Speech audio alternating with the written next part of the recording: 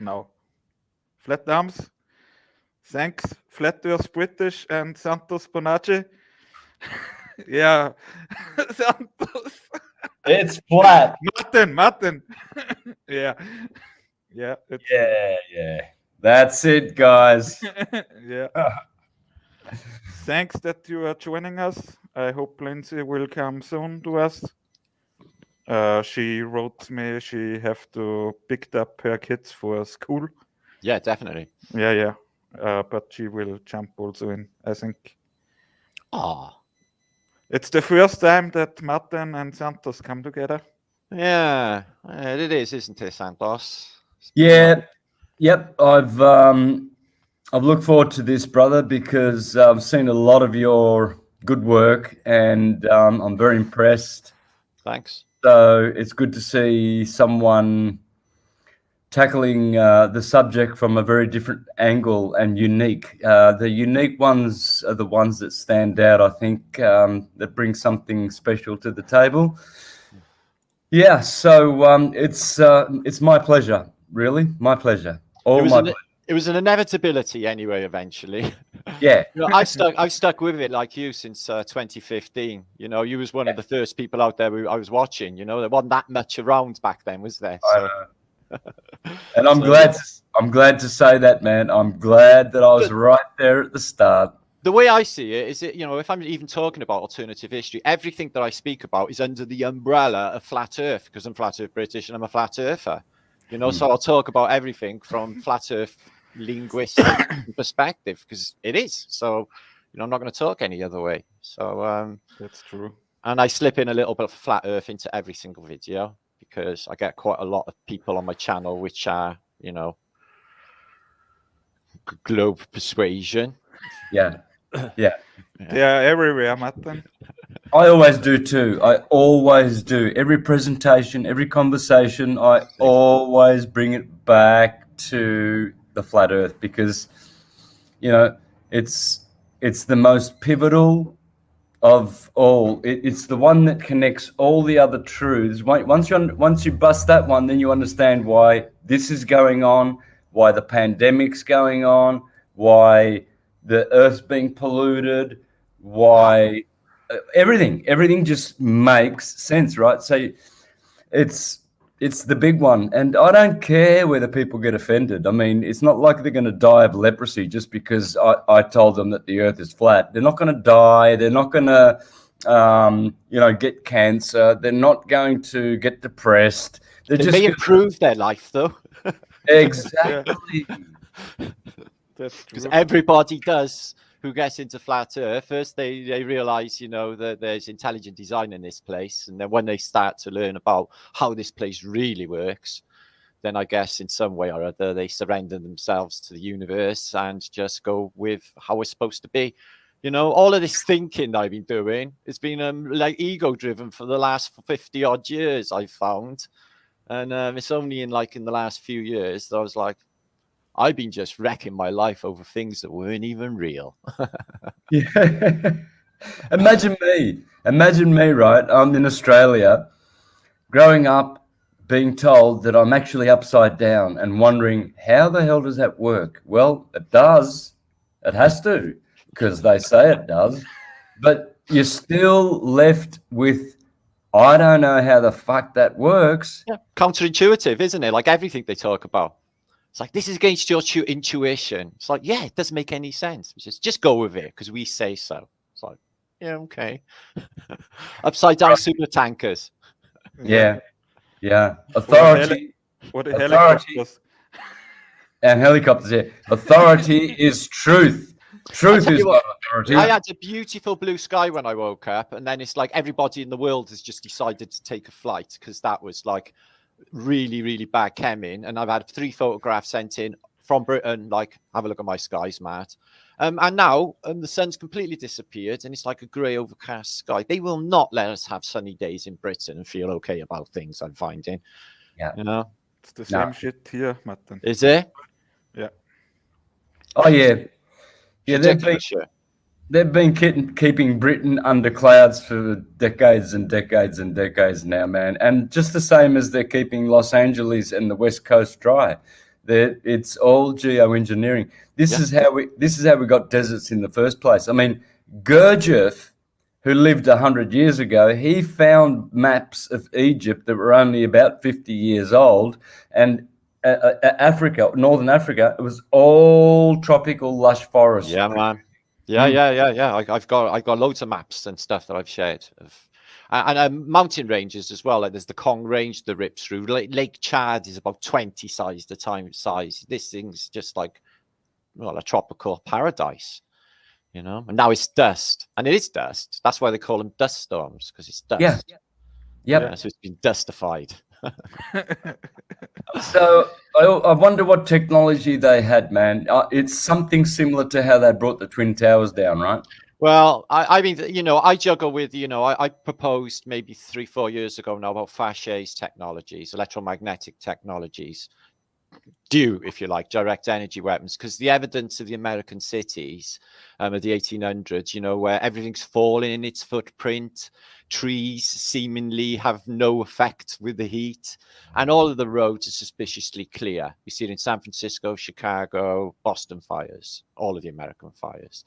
And then you got to look at like building 8, you know, the buildings themselves, the way the center's just been cut out. I've seen pictures of a computer that's like on a desk, it's completely cut in half, like something is just straight through it. Let me just share a screen a minute and let me show you something that I found the other day that you would find really interesting, Santos. And Santos, so yeah, we also want that you will try to share your screen. Am I sharing at the moment? Yeah, sure, do it, Martin.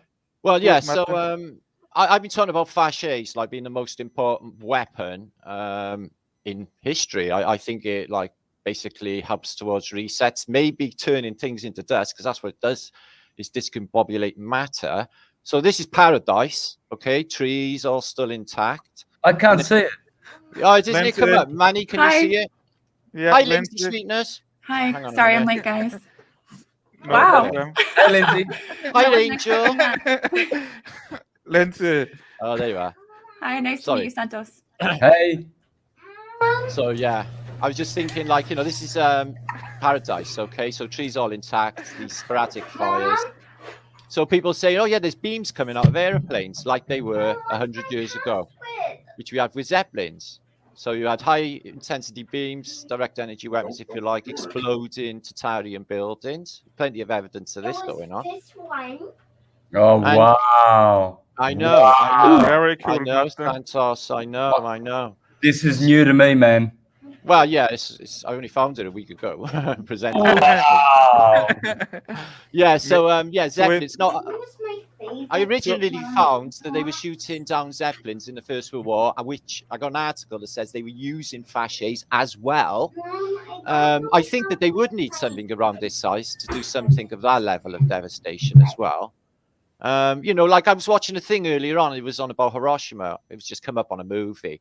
And I was thinking, yeah, like, you know, the thing was a tinderbox. It's all wood, and you know, you don't have to see incendiaries to fall out of the sky. They could just ignite on impact, so nobody would see them. Just one initial blast to con everyone, and the rest is done with this technology, just energy beams.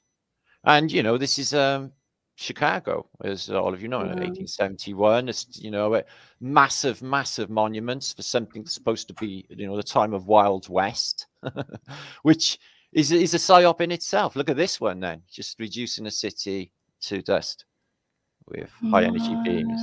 It's crazy, isn't it? Wow.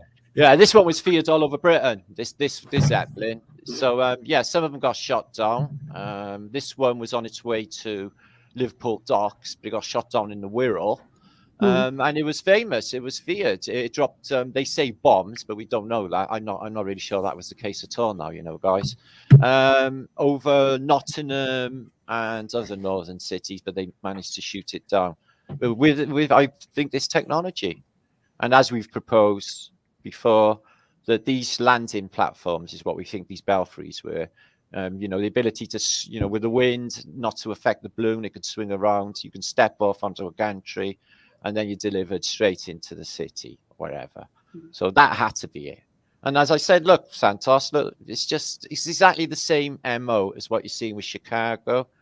You know, melted stone. It's just like the most most extreme temperatures to do this sort of thing, like what we're witnessing in Dresden, which I'm going to talk about on my next post. Actually, I found some fantastic stuff to do with Dresden. I've covered it before, but these are new, so I'm going to talk about it in my next post. So that's what I think. Pache's electromagnetic technologies defined it, definitely. They know about all its torus fields. They know about this technology, and they know how the place really works. To my mind, they've had free energy all along. Yep. And so all that would say that, you know, these coal mining operations and everything else, nuclear, are just psyops to keep the boys in work, you know, in northern working men's clubs, drinking, all of that society, when they didn't need to go and get coal anyway, which explains why they closed all of the coal mines down in Wales without a care in the world. When we got, like, I'm from Cardiff. This was the biggest coal export port in the world, Tiger Bay, where I live. Okay, no port bigger in the world. In 1900, it supplied all the coal for the ships of the First World War. It was prominent in D-Day in the Second World War, and now you get 3-4 ships in at a time, all gone. One of the biggest ports in the world, Cardiff. So yeah, first £1 million check ever signed was in Cardiff, not New York, you know, not London. It was in Cardiff, in our coal export building. Wow. Yeah, I'm going on tour. I got a tour coming up, and the first is in Cardiff, and I'm taking all of the tour to this coal exchange in Cardiff. It's a fantastic Tatarian building, mud flooded. The interior is second to none, all wood carved and all this Venetian ornamentation and statues, absolutely fantastic. So I'm going to take the people there on the first leg of my tour, which is starting at the end of the month. I'm on tour. Yeah, the trailer is very cool, Martin. I got another one being made today because things are like coming along swiftly. I got like people are being added to my like round table because basically I got a convention. So we know the same people now. I'm mates with Andy and Claire Santos in Birmingham land. I went up there. I did Truth Juice twice, and I goes up and I stays with Andy and Claire, and we had a Chinese in their house. Plays guitar as a fantastic. They said you was a guest. Yeah. Yeah. So they're my friends. So I've got So I couldn't get after the last Flat Earth British Convention in that venue, the E25. They didn't want me again because too many people turned up. I had 300 people turn up. Santos. It was absolutely madness. So they won't let me again. So I hired juries in the centre of Birmingham, where we had the 2018 Flat Earth Convention. Yeah, it's a big venue. So so we're going to be doing a big convention there. I got like names like Mark Devlin, who you know, allegedly Dave, another guy who's Ross, Britain's Hidden Histories, who's the #1 go-to guy about King Arthur in the world on the internet. Oh yeah, yeah, he's like shit hot. And my friend Jade and myself. So if you want to join at any stage, you're more than welcome to. Oh yeah, for sure. Do a little recording with me, and I can present it. And we could do like superstar flat earther section. Yeah, for sure, man. Yeah. Let me know, please. Because there's going to be thousands watching it. You know, even live on the live feeds. There's going to be 1,000 in chat. I got like 300 in there in the convention itself, and it's being like literally beams out everywhere. So there's a lot of attention on this one. I can show you. So good. It's the biggest one. So why couldn't Truth Juice host you? They didn't have big enough venues? No, they hosted me, and I did another one just for Andy, and a month later, which was basically last September, just gone. But I asked if I could hire the venue again, and they said no. They had too many members and residents complaints. About what? They were partying in the parking lot afterwards. It's not all my Glastonbury crew turned up. There was people tripping. It was just like everyone was out in the car park having a scene. There was music playing. There was my crazy mate Steve, who can't keep his mouth shut, but you know I love him, so I'll just put up with his craziness. So, so yeah, it was just the performance of the people. You know, they did not behave. So Andy and Claire, how long have they been on board with Flat Earth? Oh man, Andy, he's such a good mate. Probably he's been watching Flat Earth British maybe 4 or 5 years, so maybe Yeah. that long. I think they got into a second phase, maybe late second phase. I'm glad. I'm Yeah. glad. Yeah. Because when I did Truth Juice, it was 2013, That's right. and Flat Earth came to me in 2014. I've got evidence that in December of 2014. No, I remember. I know that anyway for a fact. Yeah, you're talking about it. He was one of the first I can ever remember talking about it. So, Right. There you go. There you go. It's like prompted other people, like, you know, to be, and, you know, I know Matt Powland's had that comedy skit out, you know, really early on, maybe 2013, was it? Something like that. Yeah, 2014. 2014, something like that. I think could have been 2013, but I saw it in 2014. Yeah, same. It's like the first one I seen was like Max Sargent. It was then you, Eric. And it was like the other ones flying around like Flatwater. I absolutely adored his stuff. Yeah. Flatwater, Flat Earth. All the Enochian stuff, talking about, you know, he does the Enoch, he does, you know, and I just go away with his stories. Oh, Brilliant. brilliant. Those were absolute golden days of truth. 1.5 million views, Flatwater. Amazing. Even back then, everyone was like looking at it. Makes you think, don't it, about the growth and how much they have censored it and kept it down since. Well, those days were the best truth days for me because I've already got astrotheology. I worked out the sovereignty. I worked out the religions and how false they are, but how true spirituality is. I worked all that out, but there was still something is still yet I don't know what it is that I need. And then it just came along. People were sending me videos going, hey, Santos, check this out. There's crazy people out there saying the world's flat and it doesn't move. And immediately I thought, well, I've been laughing at the flat earth since I was a kid because I was a Jehovah's Witness knocking on people's doors. And the Jehovah's Witnesses, they are out and out globetards, of course, because they're working for the global agenda. But I was laughing at it for so many years. And then, so the first ones, I just knocked them back and said, I'm not going to watch this. And then they kept sending him, people from everywhere, you know, saying, Santos, you've got to watch this, you've got to watch this. So I started watching them and I just couldn't refute any of their arguments. And then finally, after a few months, it was only like 3 or 4 months, the penny dropped and I realized, hang on a minute, I'm teaching the astrological Ptolemaic model anyway. I know. You were doing it anyway. So I just went and I just thought, right, forget the globe model explanations. I've got the correct explanations now. I know where I'm living.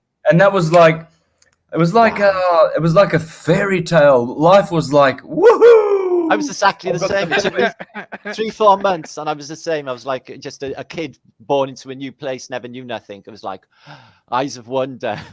Ecstasy. It was ecstasy. Yeah, same for me. Exactly the same. Magical times. And then you go and try and share it with people that you think, right, I'm going to go to Tom, I'm going to go to Dick, I'm going to go to Harry, that they're going to take it. And then they look at you and they, you know, disown you. And you just, fuck, what? He's lost the plot. He's lost the ultimate truth. They've just disowned it. Nope. Wow. Yeah, man. There's just that wall comes up. I've had exactly the same with friends of mine as well. So you've completely lost the plot, Martin. Yeah. Yeah. What is the plot? Well, there's some stars in it. This is a theatre, after all. There you go. And there are some stars in the show, I've noticed. Yeah. Some prominent players in the movie. Because that's all it is. You know, I really do feel like that we're being watched, being tested. You know, they keep chucking in conundrums and different stuff to see how we respond, just like mice in a test. And, but I, you know, in my Brian, I don't think, you know, Brian, my mind, I do not think that they have any power over us whatsoever. I think we totally got this. I don't think that they can touch us. We know how to manifest our realities. We're teaching other people how to do it, positive intent. So once that's out of the bag and people just, you know, the world is everyone's oyster and they don't even know it. You know, how many people are suffering? Everyone I've seen today, right? I had a guy literally he went back like that. He's behind the glass screen. He has a mask on and he still backed off from me.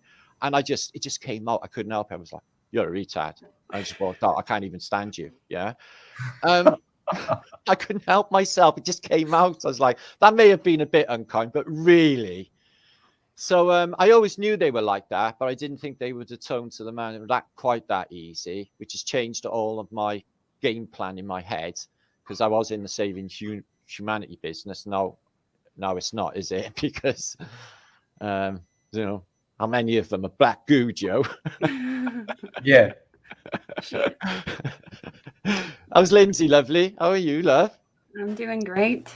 Nice to see you. Yeah. I'm just laughing to myself because describing everything. I know how that is. So, but yeah. Well, you're not newly awakened, are you? You're a couple of years into it, aren't you? I think you to Flat Earth was at the same time as the shitdemic hit. It was all everything mud flood, Flat Earth, Rona hoax, and I have proof from like day one of the first scary headline article that I smelt a rat from day one. So, but I've been in it since 2012, learning about the pharmaceutical industry and medical industrial complex and how women and families are being, you know, screwed over by childbirth and just everything. All of it. The whole, all of it. Even on the film They Live, they show you up on the signs with obey and consume. It says family. You know, the family thing, you know, it's part of their, they want everyone not to be, you know, to be their conscious selves and to, you know, be, you know, what they are. You know, Santos is a man who knows how to show his consciousness in the ways of his works and, you know, everything really. So that's what I try to do. Well, it's interesting. It's interesting what you said. They're attacking the individuality. You see, they've made a third entity called the collective. You know, we have to do this for the collective. The collective, it doesn't exist. No. So there's you and there's God. That's it. There's no authority in between you and God is your higher self anyway. So who has the right to intervene? Well, so what they've done is they've created this third person. Oh, but you're not masked. But what about the collective, you know? And this thing doesn't exist. No, it's just an entity. Yeah, it's just fake. Yeah, I know, it's crazy. Yeah, I never thought of it in that way. Yeah. Yeah, so now they've removed God from the equation because it's now a collective. So God is out and you're out because you don't have any individual rights anymore. No, but you don't have any individual rights. You have to wear a mask. You have to get vaccinated for everyone else. Yeah, the basis of that though, surely, is they're all suffering because of faith and belief. That's what their problem, all of their problem is, all of them, is faith and belief. Faith that the government will look after them, a belief in something that's not even real, you know, because they have no understanding of how this place works anyway. The language as well, which is a biggie, obviously. Yes. I was digging, you know, an interesting thing I was looking up into yesterday, Santos, right, was Are We Living in Hell or Bardos? Because there was experiments in Vietnam using infrared. Did you hear about that? And they revealed, you know, basically people were in hellscapes and seeing like demonic entities and stuff. And they switched it to green night vision, and there's stacks of people come forward saying that they witnessed this stuff, you know. See, I think that I was subject to some sort of spiritual attack over the Christmas period, the New Year. I really do. It came on really heavy, Santos. I mean, I had the stupidest shit in my head. I was getting repetitive. It was repetitive. It's like, hang on, I can identify that as not me. Yeah. That seems to be coming from exterior. External, and it's gone. It's completely gone now. You know, my head was battered with it around the Christmas period. You know, I know they say Mercury was in retrograde, so I was digging it could have been that, right? And it's come out by now. But I'm saying that I feel that I've had some sort of like witchcraft done on me, or they try, because of my position in all of this. And they would try that. That would be something that would happen. But they must be really bugging them by now why I'm so protected. Martin, do you experience stuff like that when you're awake or in dreams? Or my dreams are fantastic and the best they have ever been in my life since I was a child. When I was living in magical Narnia world, they're back like that. I can choose where I go and how it's fantastic. I love my dreams. Are one of the best aspects of my life at the moment. But I have been a lucid dreamer forever, so yeah, same. That's part of that. No, in my real world, it's just I'm living the same as everyone else, being terrorized by the man trying to run away. But in the virtual world, there's just really ugly people. I've come to the conclusion that maybe 7, 8 out of 10 people that I will meet of a day are going to be narcissistic by their nature. If you put a mask on, he just solds everybody else out without a care or a feeling, no empathy whatsoever. So they're narcs as well. So, I'm going on that. From my experience in life now, getting to my age, I'm finding that most people, the first thing they think when they look at you is look you up and down and think, well, what can I get off you? It's always an agenda with people's heads because of the program. I don't blame them. It's the system that they live in of greed and everything else. But most people are wired like that. Yeah. They're a long way from home. Still, a lot of people. I feel they need I thought that this would have been a good shake to wake them up, look what's just happened. They just marketed the common cold, Everyone's petrified to get a snotty cold. It's like, that's all that has happened. Nothing's different to 2019, nothing. You remember, like, you had flu season, your kids went to school, they come home, they were snotty, in the fall, everyone had there's a bad diarrhea going around, there's a bad flu going around. This is the way it's always been until 2020, when now it's something completely different. It's just like, I can see what you've done, though. Yeah, it's the world of make-believe now. That's where we find ourselves. It's always been that. Look at Hollywood, the dream makers, and they're like literally like social engineering the way people think, styles, paradigms even. Films like Joker and stuff like that.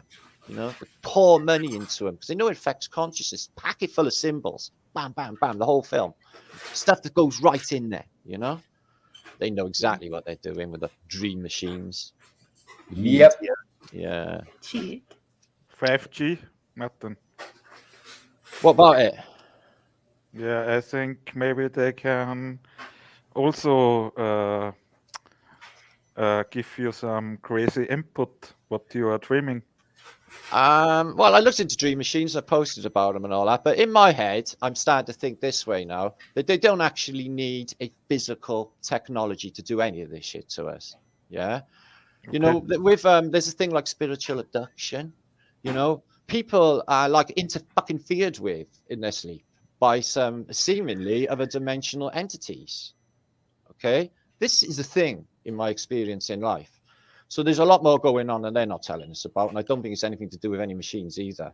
I think this is a spiritual thing, multi-dimensional, if you like. I don't know. But it's all in that geometry anyway. Things people can manifest monsters just out of their minds. Like what happened with Junior in Montauk Project. This guy's in a chair. He visualizes, like, because his head's messed up anyway, a monster. And the thing materialized. People can do that. They can materialize monsters into their reality. Yeah, let's not police your thoughts so carefully. You gotta protect yourself. Yeah, don't wish. Wishes are not good. Wishes is them. Yeah, wishes is whimsical. It's not a solid. It's like a might. If someone says, "Oh, I might do that," that means that they won't, because that's just like not positive. Yep. Yeah, I agree. We can will things into existence, not wish them. Willpower. Yeah. It was my will that we come together. There you go, Manny. You're the man. You just brought Martin and Santos together, brother, on a Friday afternoon. Hey, you are in the same movie. Yeah. I'm doing that next week. Next week now. Yeah. Will Show Hitler also come to you? No, I got some people coming to the house, like, because my recording kit is woefully inadequate apparently for any such documentary. So he's got people coming to the house, but that's next week because I have to go away on business to basically a reconnaissance mission to check out my convention and the Wi-Fi connections and where I'm putting everything and just check it out. So I'm doing that in a week. So and then you have to do your part and film it. She's got it all. The lady's a friend of mine. She's a Greek photographer. She got all the kit. She got a first-class drone. So I'm going to go down on the coast near here, down Surrey, beautiful place, and she's going to like drone me. All it is basically answering like I guess maybe 7 to 10 flat Earth questions. So it's just standard stuff in it. So, but I'll turn on a charm and try and do it good. Yeah. Santos also did it very well in the first level. It was good. I think Sean's going to come out to Mexico. He's been saying that for a month. I hope he does. I'd prefer that because I think I'll be more engaging. I want to be right in there with all my, with all my energy. Rather that's how I feel. That's how I want to be as well. Yeah, exactly how I want to be. I don't want to be on a flat day. Yeah. But I know what you mean. Yeah, exactly the same. Yeah, I think he'll do that. It'd be nice. Is Ian still down there, or is he going home yet? Ian's going home today. Today, is he? He looks like he's had a fantastic time. Oh man, he came to my place for a smoke. He's my brother. I've known him years. I love Ian. Yeah. He's my brother. Yeah, we had a few pipes, and he was so. Like he was like, man, I love this place. I've got to move here. He was on meth or something. He was that excited. He looks like it on his photographs. He's just so excited. Yeah, man. And he probably will now. He loved it. In Mexico now. And he was hanging out with Dave most of the time. Yeah, they're old mates, aren't they? No, I've known him years. I've known him. We've been in many conventions together. I got like right wasted many times with Ian. He's a great laugh. He's a good boy. He's a good boy, man. Oh man, Mexico sounds pretty nice right about now. Yeah. Oh mate, there's a lot of paradise in Mexico. There are so many beautiful places. I'll tell you what, and there's a lot of sovereign thinkers as well. Up in the state of Michoacan, which sounds like Michigan, which proves that all of North America was one people, the Nahuatl people. Anyway, in Michoacan, in the state of Michoacan, one of the 32 United States of Mexico. Hang on, let me show you this, guys. Here's my license here. What does it say on the top of that? Estados Unidos Mexicanos. Yeah, that means United States of Mexico. United States of Mexico. Wow, crazy! And how many times in school have you, that they've always called Mexico the United States of Mexico. What? Can we see the photo? I don't remember this before in my reality, if I'm honest with you. A little bit on the. Right, oh geez, no, don't make him show his photo. Very cool, very cool. Thanks, Santos. You got it? Yeah, you look really great, brother. Oh yeah, right. all my photos, I look like I've just come out of jail or 40 years of hard labor. Stone breaking. I don't see many good ones. Although people say, oh, you're very photogenic. All right, show me one of them photos, please. Yeah, they won't let you wear glasses on your pictures anymore, which I thought was ridiculous. So, but every time I have my photograph taken, I have my glasses on, so you won't recognize me, will you? So we will recognize you. Yeah, it's also in Austria, Matt. That makes no sense. So can the facial recognition see their face inside a mask? Yeah. Can it? I don't know. I don't think so. No, I don't think so either. I don't know. We never will wear a mask. Fuck that. You're joking, mate. Touch one. Yeah, there's cheap shit on the ground. Where I live, they're all over the they're all over the pavement. It's disgusting. It's Is there much poverty where you live then? Is it a poverty-driven place?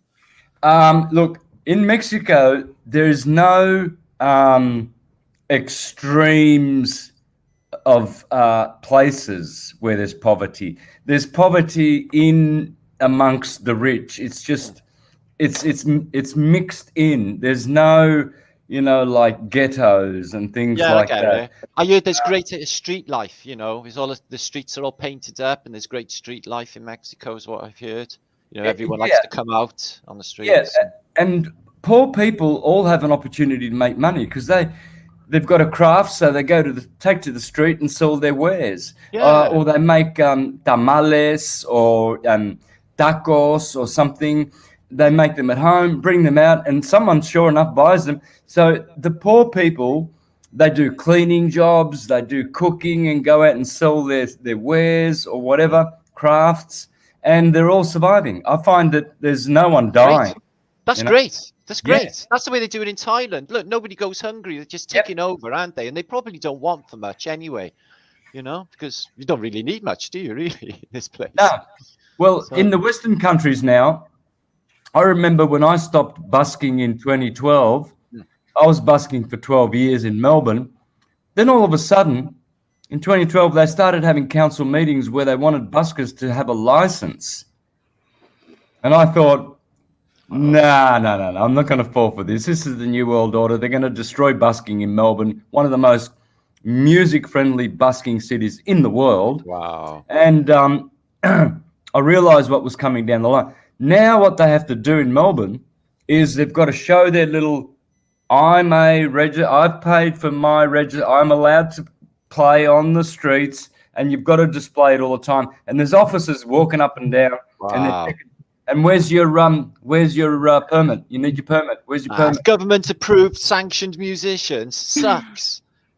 No. That's how they create the poor, right? Because some people can't pay for these permits. Some people don't want to do that. So they're pushed. Is this how they push you out? You have to have a permit. You have to have a license. That's how they killed all the Irish in the potato famines. They had to pay for their,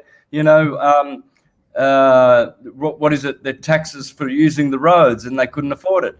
So that's why you've got these tariffs and tolls and all. They do it on purpose. They're driving us all to 1 in 3 buildings are closed down in centre cities in Britain because none of them can afford the council tax for where they live. So how is that even? Yeah, no, it's just empty businesses everywhere. I could go through my high street local, and they're all boarded up since the pandemic because of council tax. Just the government is screwing everybody into the ground. Nobody is going to be able to live in this place shortly.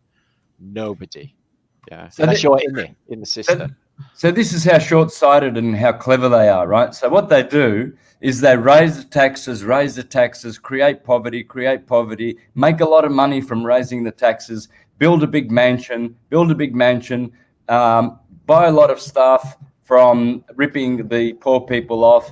Then the poor people wake up and they go and pay them a visit and lynch the motherfuckers. Yeah. Yeah. So they've, It sounds like fun. So that's how stupid they are.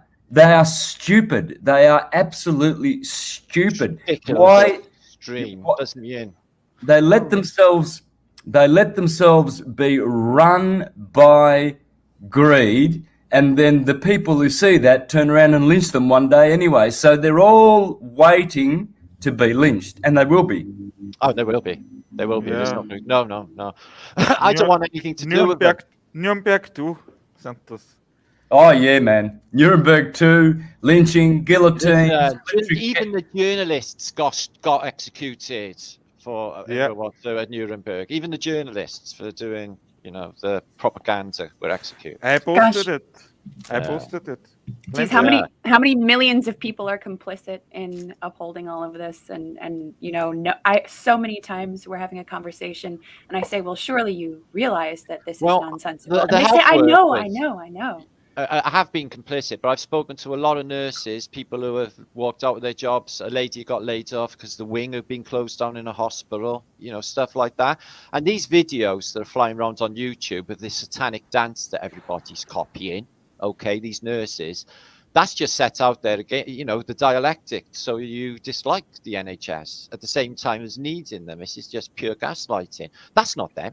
They've all got rings on and makeup. You can't wear rings into a hospital. This is rubbish.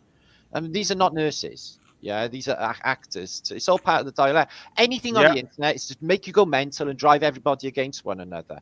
When, you know, in my mind, there's only like one of us here. Yep. Yeah. Very few shall be chosen. Many shall be lost.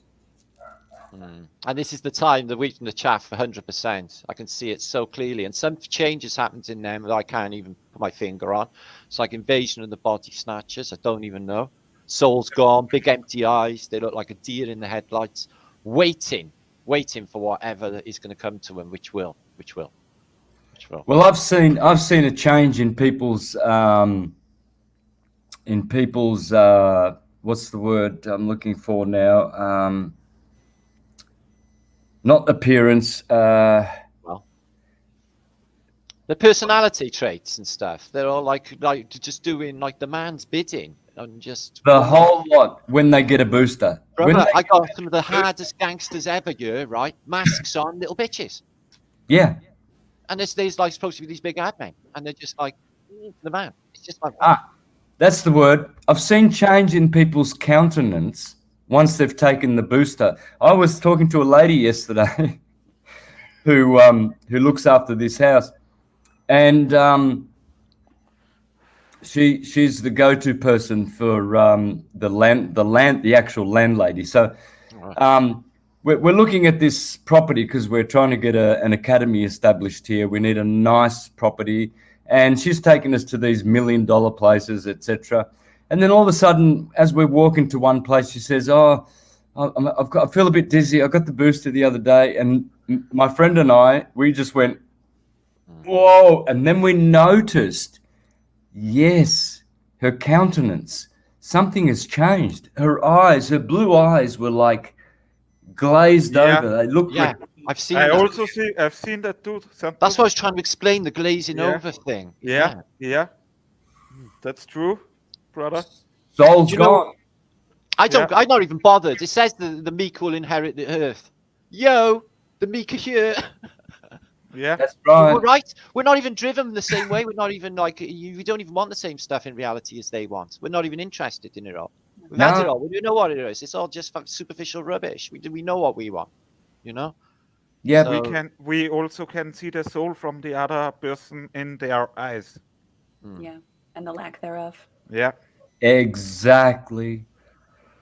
It's crazy though, but like with the children and stuff, like my kids are still in the public school system, which I am not happy about, but it is what it is for now. It's a bit tragic right now. Yeah, it's not your fault though, Lindsay. You know, give it time. I seen your face last night when when Moonbeam Midge mentioned homeschooling, and you was like, and I know how you feel, but give it time.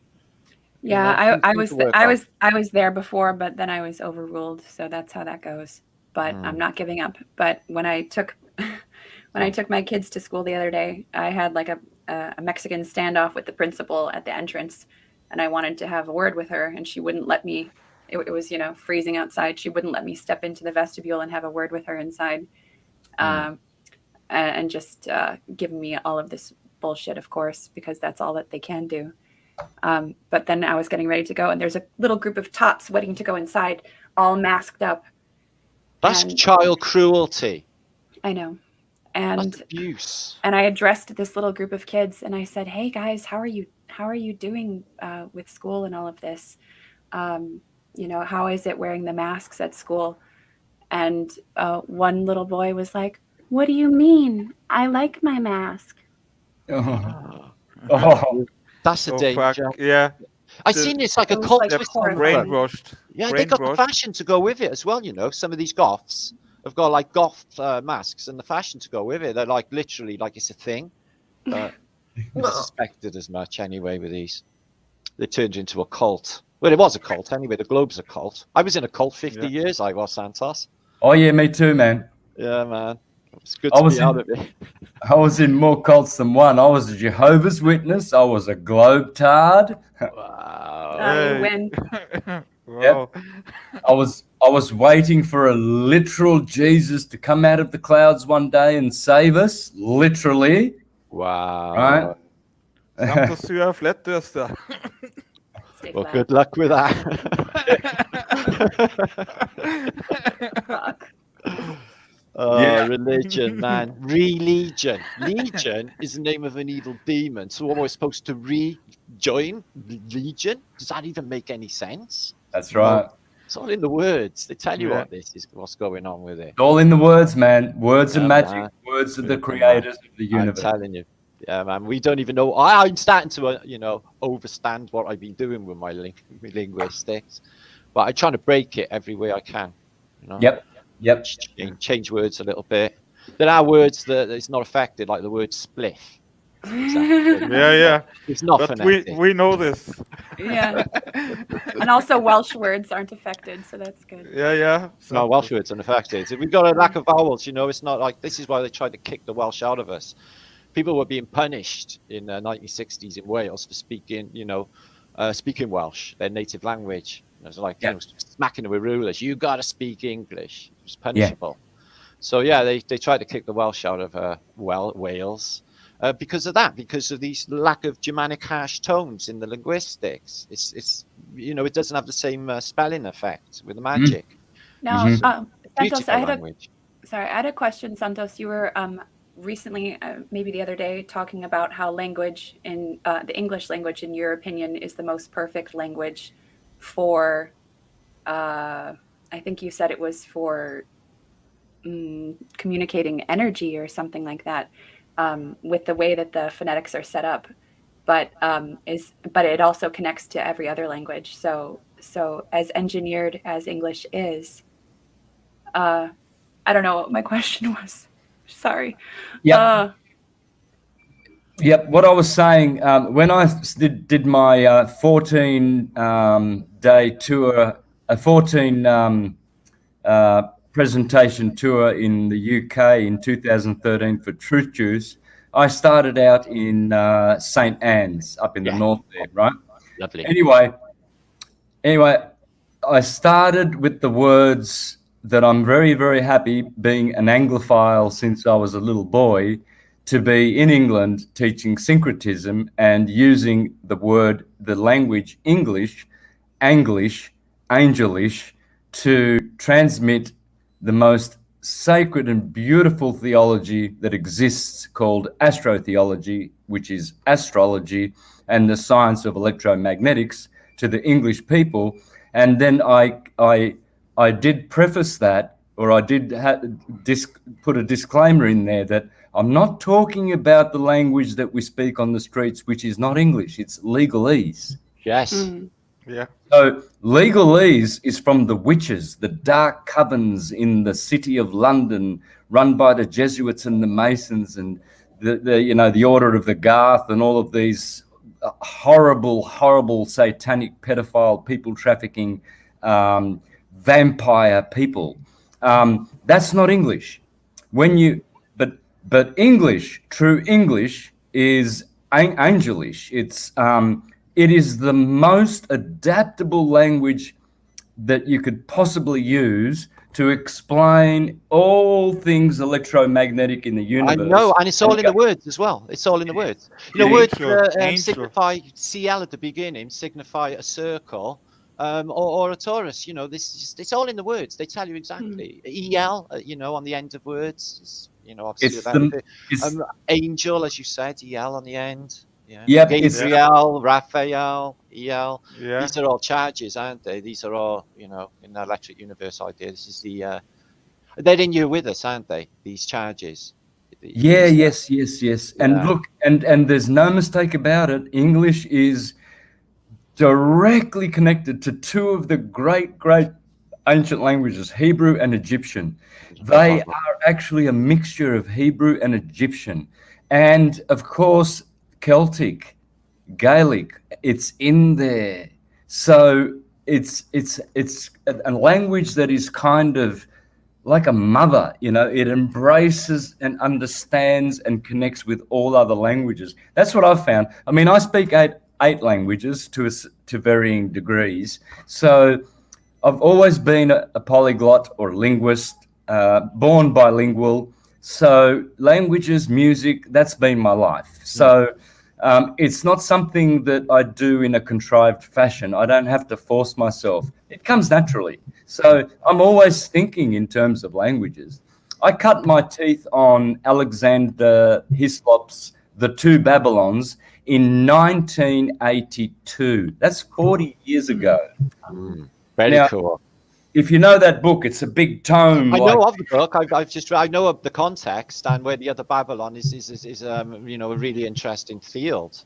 But when you said about Hebrew just now, you know, there's a lot of ideas of what the original Hebrew is. I got a friend of mine, Ross, who's definitely convinced that it's Welsh. He thinks that there was a time that all of this shit that they attributed to Rome in Britain, it's nothing to do with the Romans. This is British stuff. No. Yep. He thinks that there was a time when possibly everybody in Britain spoke this Gaelic, Celtic, Welsh dialect until, you know, whoever the Angles, the Phoenicians, whoever you want to call them, arrived on our shores when we had a structure of society already. You know, I put a book up about a month ago which said that when the Phoenicians first, when the Romans first came up the River Thames, they arrived in a city which had basically gold currency, was already up and running. The Romans didn't do this. It was already here when they arrived. It's just, you know, modern history would just attribute everything to the goddamn Roman who rode everybody there, because that's all they were, was the Roman. Yeah, exactly. Yeah, Matt. The biggest lie of all of them is the Roman lie. You know, the Romans, how they and then the fact that they tell you that Rome was sacked so many times and everything like that. It's more than that. It's the classical. You know, if you're having a classical education like all of the political people do, okay, so it's the Greeks. But then people think Greek is just in Greece, but it's not. It's a colloquial term for anyone in the Eastern Mediterranean at that time. So that's like also, you know, the Phoenicians out of Lebanon, you know, Troy out of Turkey, Carthaginian, North Africa, and what they say was Rome, which wasn't even a byword at that period. You look on all the old maps, Rome ain't even a thing, okay? It's not even a thing. So they just pushed it because, you know, they got this, you know, it's a psyop.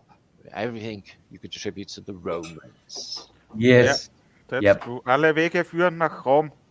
Listen, Monty Python told us, what have the Romans ever done for us? They tell you everything in the King Arthur film. They tell you everything in the life of Brian about what this place, you know, what's going on. It's, you know, for the awakened to watch it, it's like, well, I know. If you're asleep and you watch it, you just think it's comedy. But they're telling you truths. They are. Martin, I have to tell you a quick story about me and Santos. I sent him 5 liters of the spring water, you know, my water source, but he didn't get it. It's still on the, Lindsay, what's the right word? It's stuck in customs, Yeah. Wow. Santos, I sent you the tracking number, but it's still there. And Lindsay knows my cousin works at the post office in Austria, and he checked it, and the good thing is I saved the water, or what's the right? I assured the water. Lindsay? What? I assured it. Oh, you got insurance on it. Yeah. I hope I will get the money back because I paid 51 euros only to send. Be careful with fluids. They could have to analyze that. They might think it's just about anything. You can have explosives in liquid form. So, you know. Yeah, but it's over 1 month ago. It was at Christmas. If they give it to the drug-sniffing dogs, the dogs would just want to lap it up because it's the best water in the world. Good water. But anyway, Santos, we will try it again when I get the money back from the Shurit, or what's insurance.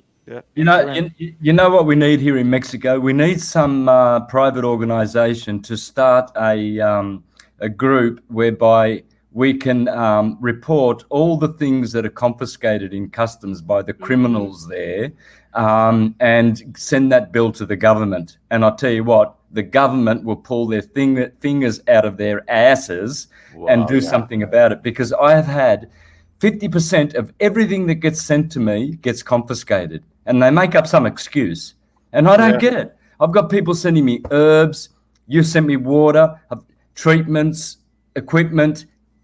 Only about 30 or 40% of it gets here. If they decide that they want what's been sent to you, they'll make an excuse. They'll change the codes on the import codes and make it illegal. And then you've got to go through all these hoops. You've got to go through all these organizations to get approvals and to get your stuff released from customs. If we had, I really am tempted to start some organization and then get all the reports of all the people and all the money that's been wasted from around the world and send that bill to the government. Yeah. I'll change how much from around the plane, Santos. Worst. In Australia, man, if you so much as meddle with anything postal, you'll go to jail. You go to jail if you postmen, if they run away and don't go back to work in the afternoon, they have police looking for them. They'll just say they never come back to work. They're gone with the mail. This is a federal offence. This is big. What word when they say? People stealing other people's mail. Mail workers like big taking trouble. off with the truck and being like, "Peace, I'm good Big now." trouble in Britain. Yeah, don't do that. Yeah, same here. I've had loads of stuff that hasn't arrived, but other ones that they wanted like £1,200 in customs and excise duties, and the item's worth like $20 or something. So I just left it there. They seem to be a government unto themselves, these crooks. Who the F do they think they are? Everybody's robbing everyone. Everything's corrupt. They're always asking. When I was in the merchant navy, all I was ever doing was greasing people, especially in the iffy countries, especially in communist countries. Because I was like, basically, I was late 80s. I was in communist countries all the time. Everything is greasing. Yeah. Otherwise, it's just going to be compromised, and they're just going to make you stay like uncomfortable. It's like, just give them a handful. It doesn't matter. It's only like $10. But to them, it's like go away money, and it's like everywhere. Oh, you know how many police that I've had to slip them a couple of, like a 20 or 40 bucks just to not be fined and not have my car taken from me, and probably about 10 times now in the 2 years that I've been here. Mm-hmm. Would you say that the climate toward expats in Mexico is more punitive than to the locals because they assume that you have more money or something? Get you? Yes. I've had friends who their passports expired, their visas expired, and they've been taken to detention centres. Shitty, like they're like chicken coops or pigsties. Wow. And, they're treated like pigs. They're given a little bit of bread and a glass of water until either two things happen. Some powerful lawyer comes in and says, "Get my client the fuck out of here now." And they go, "Oh, okay, sorry, we were just doing procedure." Or you say to them, "Look, okay, I've got money. How about $500? Will that do it?" "Oh, yeah, yep. Give me the 500 and you're out." This is how they work. So these officers of the government, they're going around doing side business for themselves to line their own pockets, and 50% of, doing things properly. But that's how they work. Everyone here is conditioned that way. And why is that? Because the governments are criminal and they're extorting the poorer people more and more as they go. Well, see, I used to, when I was in the merchant navy, if I got any trouble, I used to always pull on the British card. It's like, you can't mess with me. I'm British. I would think that it would be important and it would make a difference and stuff. I'm finding out it wasn't, because I was arrested all the time, man, by machine gun point in Italy. Said, can you show us your passport? I was like, I'm on my way to the consulate in Rome. I've lost my passport, yo. trying to explain to them, and they just dragged me off to, like, you know, basically their skyscraper of misery. They loved me. No, they were lovely to me. They were lovely to me. But there was an Algerian guy sat there, and they were like really, really racist. They started forcing him biscuits in his mouth like that when he didn't want to eat them. My heart was bleeding for him. I was upset about it as well. So just this young Algerian kid. And they, do you want biscuits? He was like, no. And they were just like forcing him in his mouth, all crumbs. And it was like, well, I'm glad they like me. It's like, so my saving grace was like I was a cocky Welshman, you know? Yeah, see, right. I don't think being cocky means anything. I just think that if you're not cocky and you're not outspoken, it means you're just sitting there keeping quiet about it all, is what I think. Well, that's it. Silence is consent, man. It is, man. It is. Yeah. So I'm only vocal about, you know, I'm not, I try to think about what I'm saying. I'm like a wise man thinks about what he's saying before he says it, doesn't he? So, so I do try to think in this thing. That's right. Get it right. Is what well, you've got to know how to answer questions. You've got to know how to ask questions rather than answer questions. The moment you answer questions, you're subordinate. Yeah, well, how are you going to learn any more if you just feel like you know it all? Yeah, I'm learning every single day, new stuff. I'm like, that blows my mind on a daily basis, and I'm open to new ideas. For me, the same, Martin. Yeah. I'm not stuck in a box, me. You know. Santos, if you want to share your scream, and you have some good stuff, do it. Cool, isn't it? What have I got? I've got some beauties. All right, you want me to share my screen? Okay. Yeah, sure. You can. You only have to. Lindsay, tell him in English, please. Yeah, you've got it right. It's the share button down at the bottom with a plus sign. It's I'm just gonna pull up my Google Doc because I want to show you something really funny. Yes, that's fine. This is gonna make you laugh. In fact, I'll send this to you as well. This whole document. This is all my proofs and all my stuff that I use against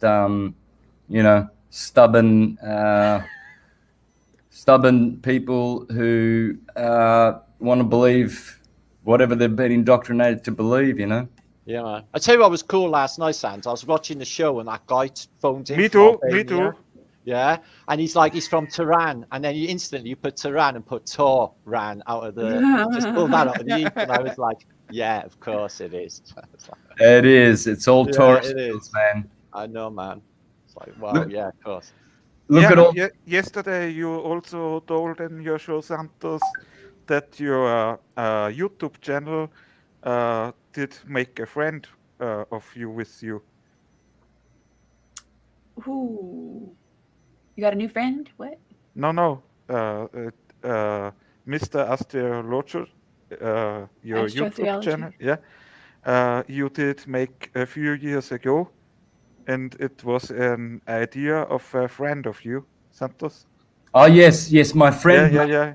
He named it Mr. Astrotheology. Yeah. Because that's what he used to call me. So I didn't name it that. and not now young Philip Miles, is there? Hey? Do you know young Philip Miles, the British kid? Yes. Yeah, I had him on my show a few times. Oh, I love the kid. He's so smart. He's hard to believe for his years. It's really a joy. Yeah. Yeah, well, I just did a workshop last week, 2 weeks ago in Playa del Carmen, a half an hour from here. He had all the good, a lot of great speakers there. So, yeah. Yeah, I've seen him there. Yeah, I know. So that's cool. Yeah, very cool. All right, I'm still looking. I've got this big Google document. It's so full of stuff, but just wait till you see. You're going to have a laugh.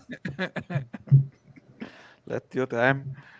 I seen this morning this thing come up about the Japanese. They said they put this probe up that grabs broken satellites and chucks them out to 300 miles, so they basically don't endanger anything that's supposed to be orbiting. I was like, and they give you like a still CGI picture, like it's supposed to be a real thing. Like, yeah. Hey, taking a photo. Santos, if you're still looking for your document, would you mind if I play one of your songs that I found on your channel? Yeah, for sure. It's just a couple minutes long, but I'm just gonna do it, Lindsay. Do it. Yeah, it's beautiful. Cool. Lindsay the flat smacker. Santos played really good guitar. I love it. Yeah, Spanish flamenco type guitar. I love it. I listen to that anyway, you know, on my music. So that's lovely. Okay. Maybe is it sharing now? Yeah. Let's check it out. Cool. We got it.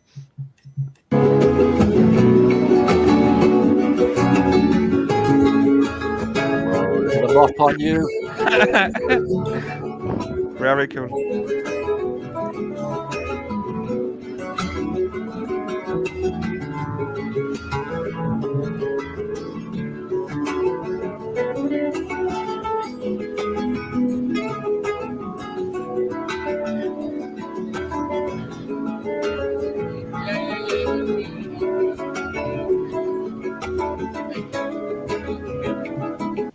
What? Can you hear me? Yeah. Oh, sorry.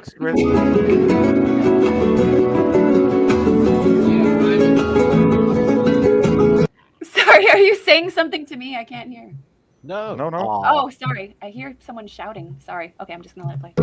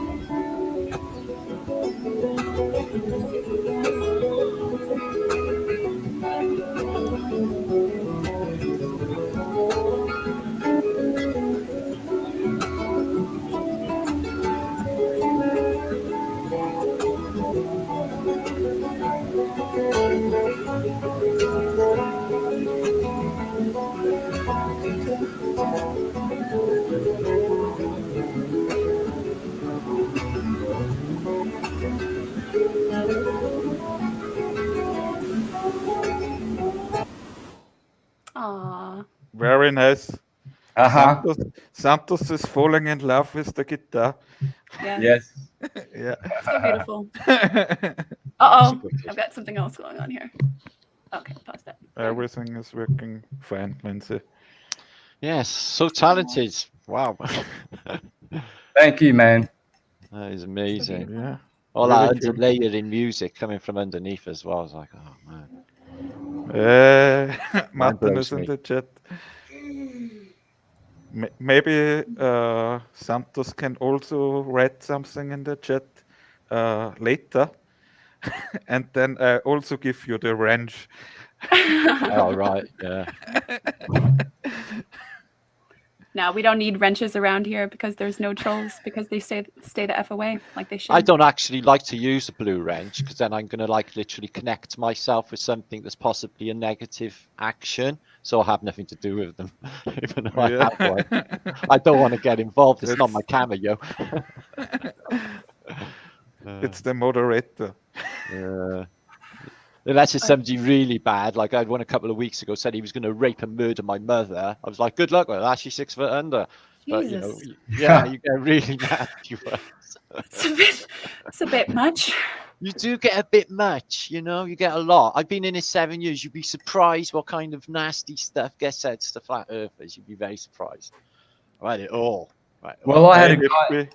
Yeah, I had a guy back in Australia who said, I know where you live, Santos, and I'm going to come to your place and rape you with your guitar. I haven't had as bad as that. That is pretty bad, Santos. Yeah. I'm sorry. With your guitar, be specific. So I think you really like your music. Yeah. That's interesting. I've had death threats, many of them. I'm like, you know what? I'm out there all the time in conventions. You only got to come and see me. Yeah, exactly. The cowards. They don't exist. They're not even. They're not even real. They think I'm a give a shit to see Santos, Santos. and I'm in the real world. I'm not. I'm really, I'm not like not sort of person that if he was intelligent and sane to mess with. Yeah, because I'm, I can be a problem. I will be a problem. Santos. All right, here we go. I'm going to share my screen. I found it. Yeah. Exciting. Yeah. Cool. Juicy Santos juice. Yeah. You ready for a good laugh? Yeah, sure. But you have to click share the screen. Yeah, I did. Hang on. Your browser has blocked your screen. Click the icon in your address bar below. Did you use Google Chrome Pro? No, I'm on Firefox. Yeah. Oh shit. That's the problem. Just post the link in the side chat here. I can put it up. You know where you got the side chat here, our own private chat. All right. All right. Just put it there. Yeah. And I hope we will go anywhere live again. There you go. Pips. I'll do that now. Yeah. What do you say, Santos? Have a laugh at this, guys. Yeah. There you are, me old China. I will do this for you now. Have you found it? There you go. Yeah. Except, so we got, we puff that up a bit. New scientist, solar system caught in an interstellar tempest. Yeah. Now, Yeah. now, can any one of these scientists tell me where the fuck are we heading toward? Well, they don't know, and it's accelerating. They don't know why it's accelerating into whatever it's accelerating into. Well, they've got an arrow there, so we're going that way. That's the way we're going, guys. Follow the arrow. All right. Yeah. What about the galaxies doing their cosmic dance in the future? Oh shit, guys! We've got 45,000 years of this cosmic storm to sail through. What are we gonna do? Wow. I know. Oh my God. Mercury is there. Isn't that our closest star? It's that big. Oh, we're in so much trouble. Stay at home, guys. Stay at home. Yeah. Don't walk outside. Don't go in the wood. Oh, wait a second. We've also got first evidence that dinosaurs caught potentially fatal coughs on the side there. That's what happened. They got a cold. All of Dinosaur hoax. Oh, Hey, God. Hold that up so the listeners, the viewers can read that because it's absolute Sure. Yeah, they can read it. Shit. It's Pure really, bullshit. really the solar system good is traveling quality. through much stormier skies than we had thought. It might be able to pop out a huge gas cloud. That gets me. Gas giants like Venus and Saturn is supposed to be like made of gas and just orbs of gas. Just drives me nuts. Yeah. I wish they'd stop it with that already. Apparently you can put Venus and balance it on a glass of water. Is that like because it is gas? Okay, shut. Yeah. Oh yeah. Oh, they're not solid objects, Lindsay. No, they're made of gas. But apparently, it's gas that you can land on if you get. But it's roughly defined by the heliosphere, a giant magnetic bubble blown by charged particles streaming from the sun. This bubble shields Earth. A giant magnetic bubble blown. You need it from all of that interstellar galactic poo that's coming towards us at light speed of light. Yeah. We got the Oort clouds that all around us to protect our solar system from anything further out. That's just by accident. And then you've got the inner circle of they're just mad. Sambo. Hey, yeah. Hey, Yeah. I've switched over to Google, so I'm going to try and share again. Yeah. Cool. So we. Oh yes, got it. Martin. I stopped sharing. Yeah. Right. I'm going to show you some funny stuff now. Yeah. Now, so that arrow. Echo. Can you see my screen? No, you have to Highlight the entire picture. Santos, go in open StreamYard and click at the bottom share screen. and then I get the window and I give your monitor free to the public. Well, I've done all that. I don't get any window. I'm sorry. Did you open StreamYard again? In Chrome? I'm in Google Chrome, StreamYard. I switched straight over, and now I'm going to do it again. Like, so I click share screen, bang. Okay. Then I press share screen, and then it says entire screen. Yes. I click on that, and then it highlights the share button. I click that. Right. Chrome. Hang on. Chrome has lost permission to capture your screen. Follow these steps. Hang on. Yeah. Let your time. Hang on 1 second, gents. I will be right back. Sweetie. Yeah. So give Rolly a kiss. Flat thumbs. Yeah, and a flat thumbs. Rolly. I've seen him doing flat thumbs last night. Yeah, sure. So cute. Cool that you watched us, Matt. Yeah, that's all I did watch last night. I didn't have much time. I was just, I had such a busy day yesterday. My head was hurting. Having to make decisions. Ugh. Look who is also here, Martin. Whole music media. I know India's there. Oh, I love you, India. Yes. my savior. Hippie also is here. Manager. I've been meeting Teresa. The end of the month, Teresa. That's to be seen you in Cardiff. Only a few people can have a party at my house because it's too small. So I believe you. Yeah, it's going to have to be a select few people. Background party. Oh, party? What? Yeah, man. Reggae music, bit of skanking. Santos was also on a reggae party on last weekend. Was there? Yeah. I got banging dubs on. All right. I've fixed it. Here we go again. I fixed it. Right. Here we go again. We will get it out, Santos, that you can share the screen. Share the scream.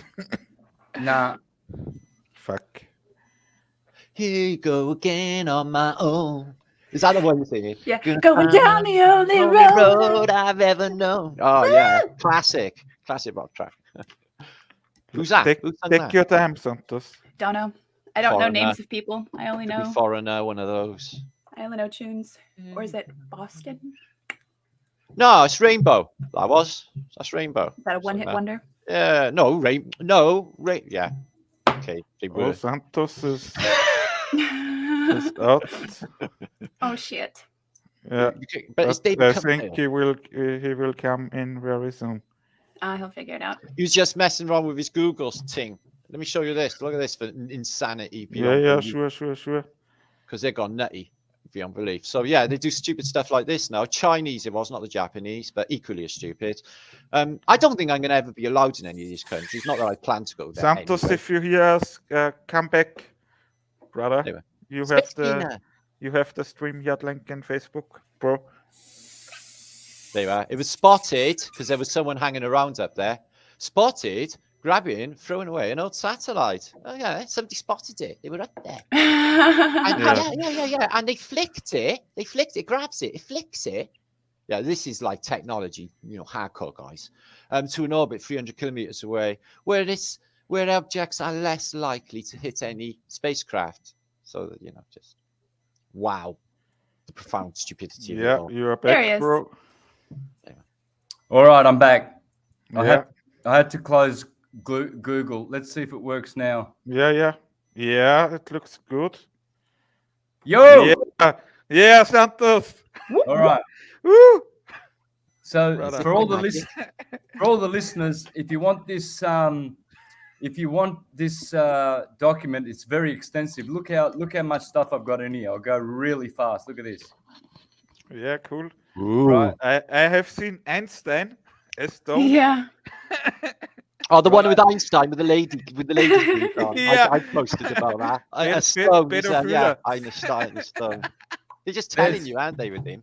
Yeah. There's hundreds of hours of stuff on here, man. Juicy. Hundreds. Yeah, we see it, Santos. And then I finished with real curvature. Yeah, that's cool.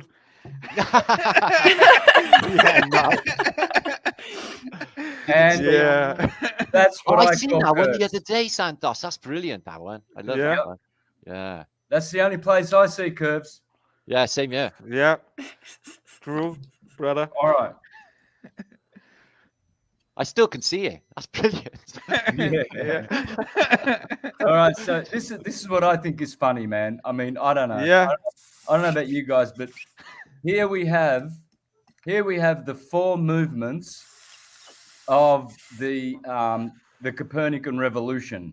So rotation on axis is 1,035 mile an hour, Mach 1.3. Yeah.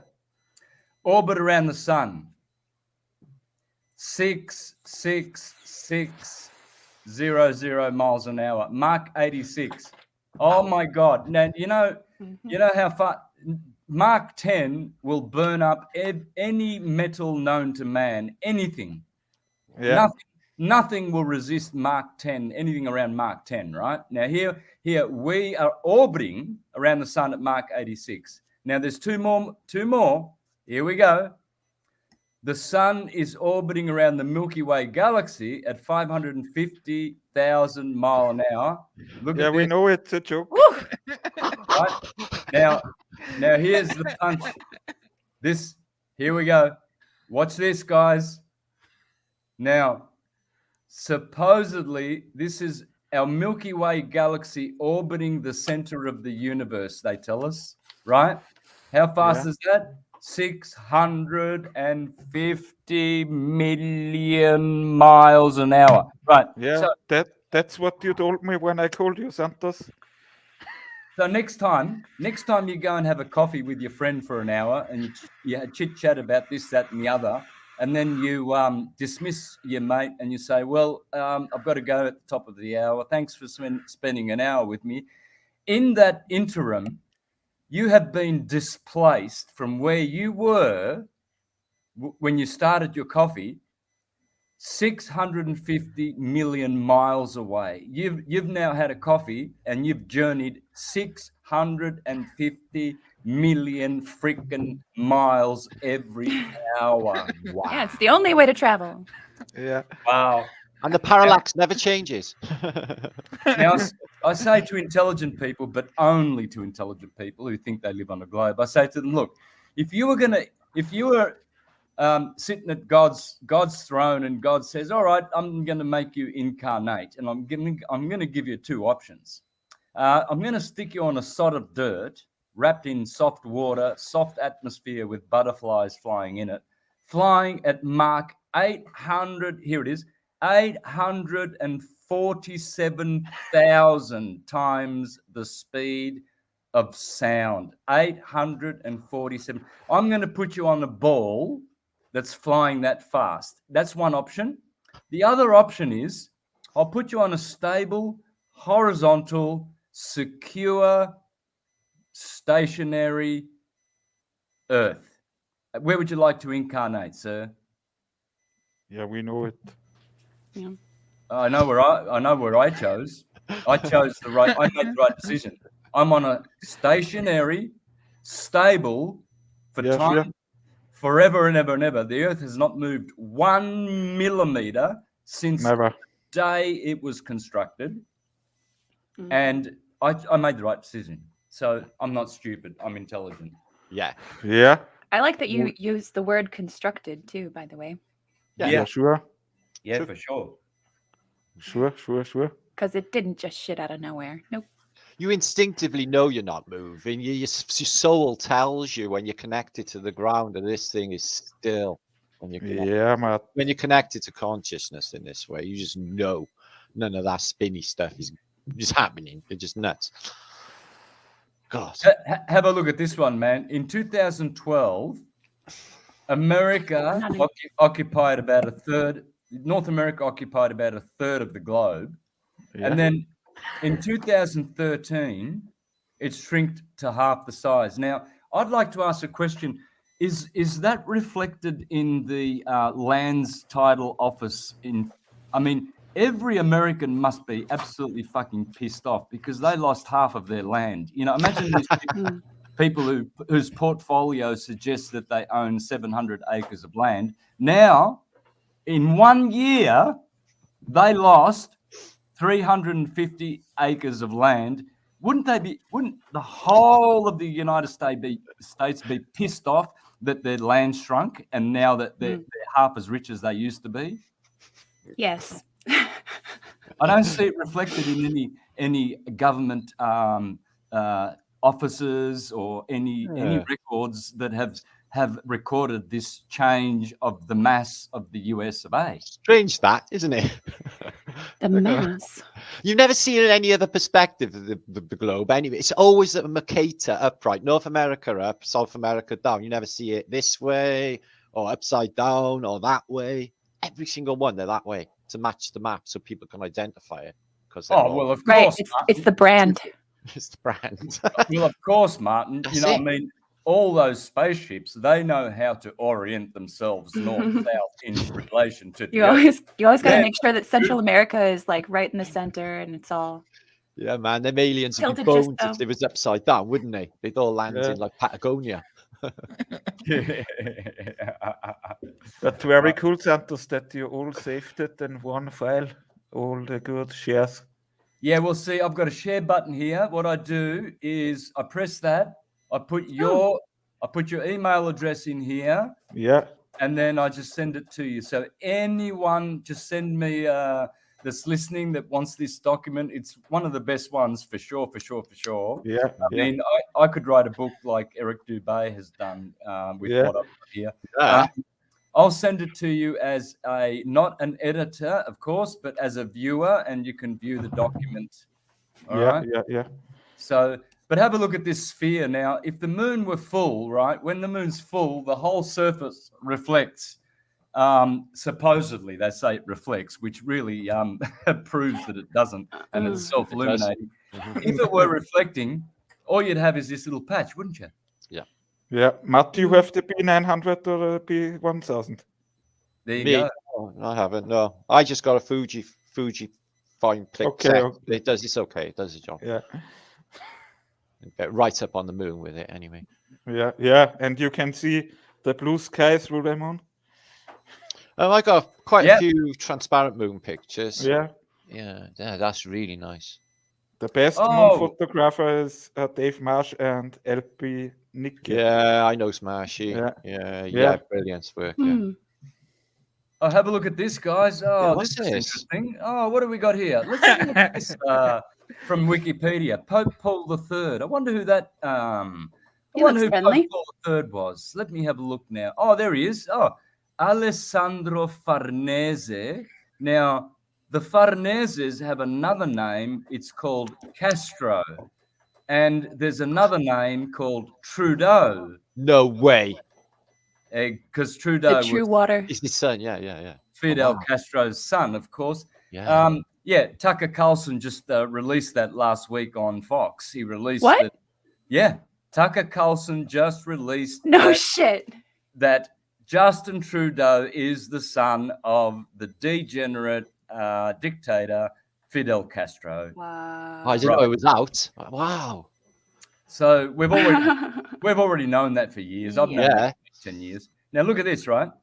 Who are the Farnese family?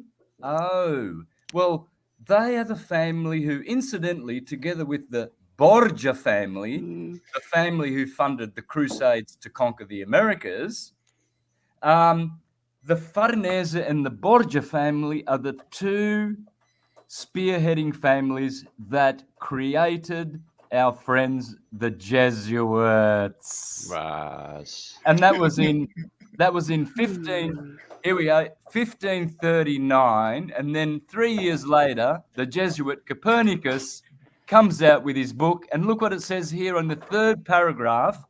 When you go to Pope Paul III in Wikipedia, you scroll down to the third paragraph and you see Copernicus is there, and it says, Paul III was a significant patron of artists, including Michelangelo. And it is to him that Nicholas Copernicus dedicated his heliocentric crock of shit.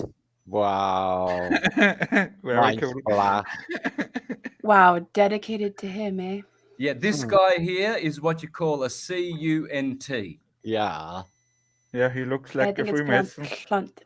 Clunt in Welsh. That's what he Lindsay, is. right. Is a the Clunt. letter C and all the other words. He is, Yeah. man.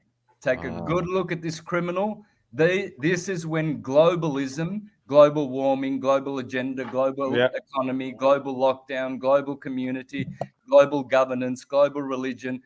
That's who our enemies are, the globalists. Global healing. And then enter Loyola as first Jesuit, I guess. Well, this guy here funded Loyola. He was a best Basque, wasn't he? He was from Basque territory. So Yeah. Yes, he was. Chicago's a huge Loyola town. Yeah, I heard that in the past. And DePaul. Yeah. I keep seeing like Loyola Columbia. quotes on Instagram. Sometimes people put them up. Loyola quotes. Yep. Yeah. So experiments. Ooh. these are all the experiments I've catalogued. George Airy, James Bradley, Michael Morley, all of the Aries. Yeah. Yep. And how about this one, right? Let's have a look at this. So people say, "Oh yes, but the sun is circular, therefore it's a ball." Well, no, it's not. It's a hexagon. Never. Hexagon. I know. No, it's juicy that. You know. Oh, let's have a look. Have a look at this, guys. I'll go forward. I know this video. Yeah. Yeah. The sun is hexagonal. Yeah, but not when you watch it with the Nikon B1000 and the sun filter, Santos.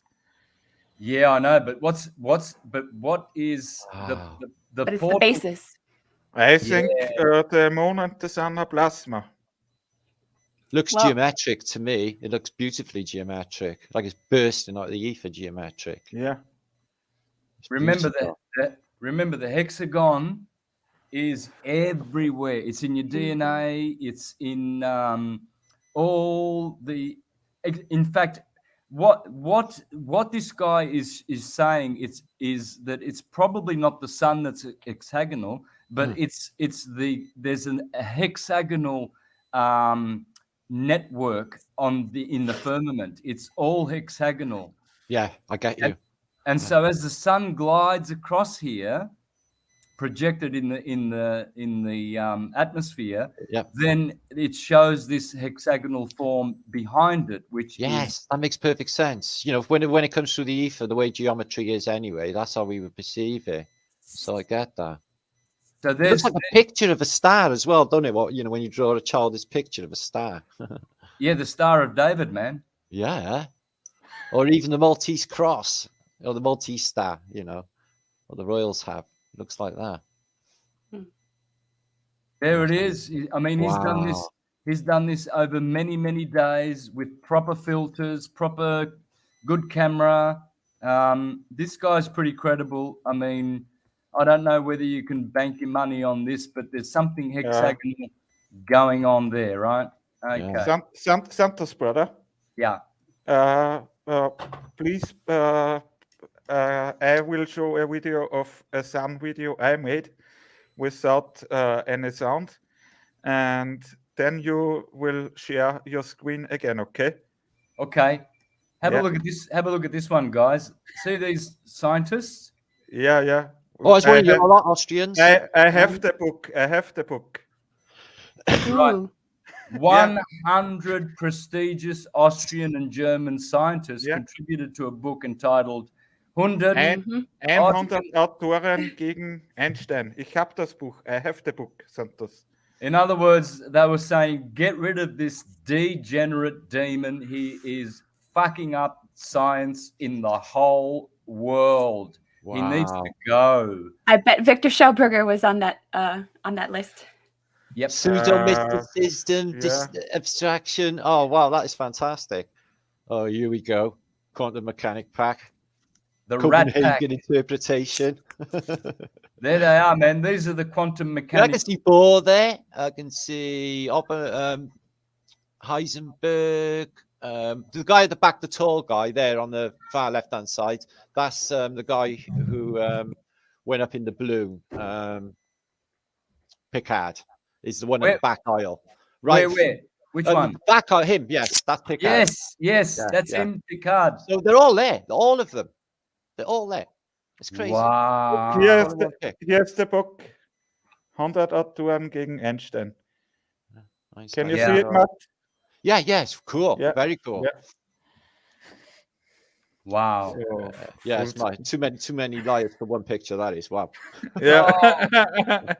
I wonder whether this guy has compromised. What is he doing with Lemaitre, the Big Bang liar? Yeah, the guy who brought. Yeah, well, he's a Jesuit priest anyway, isn't he? So exactly. This just tells you. And I don't know about you, but when someone looks like a retard, I think they are a retard. Does this check look on like a retard? I think this guy looks retarded. It's so bad. He's not pulling off the crop top this season. He looks like a girl, Santos. Yeah, for sure, man. For sure. Oh, Copernicus. Oh, my word. Well, here it says, the hypothesis of the movement of the Earth is only one which is useful to explain certain phenomena, but it should not be considered as absolute truth. You fucking wow. Tell the world that, Santos. Screenshot. Screenshot. Tell all world believers. Look, it's not real. It's abstract weirdness. Oh, and look what happens when you go to the real etymology of the word planet. Flat, to spread, on the notion of spread out.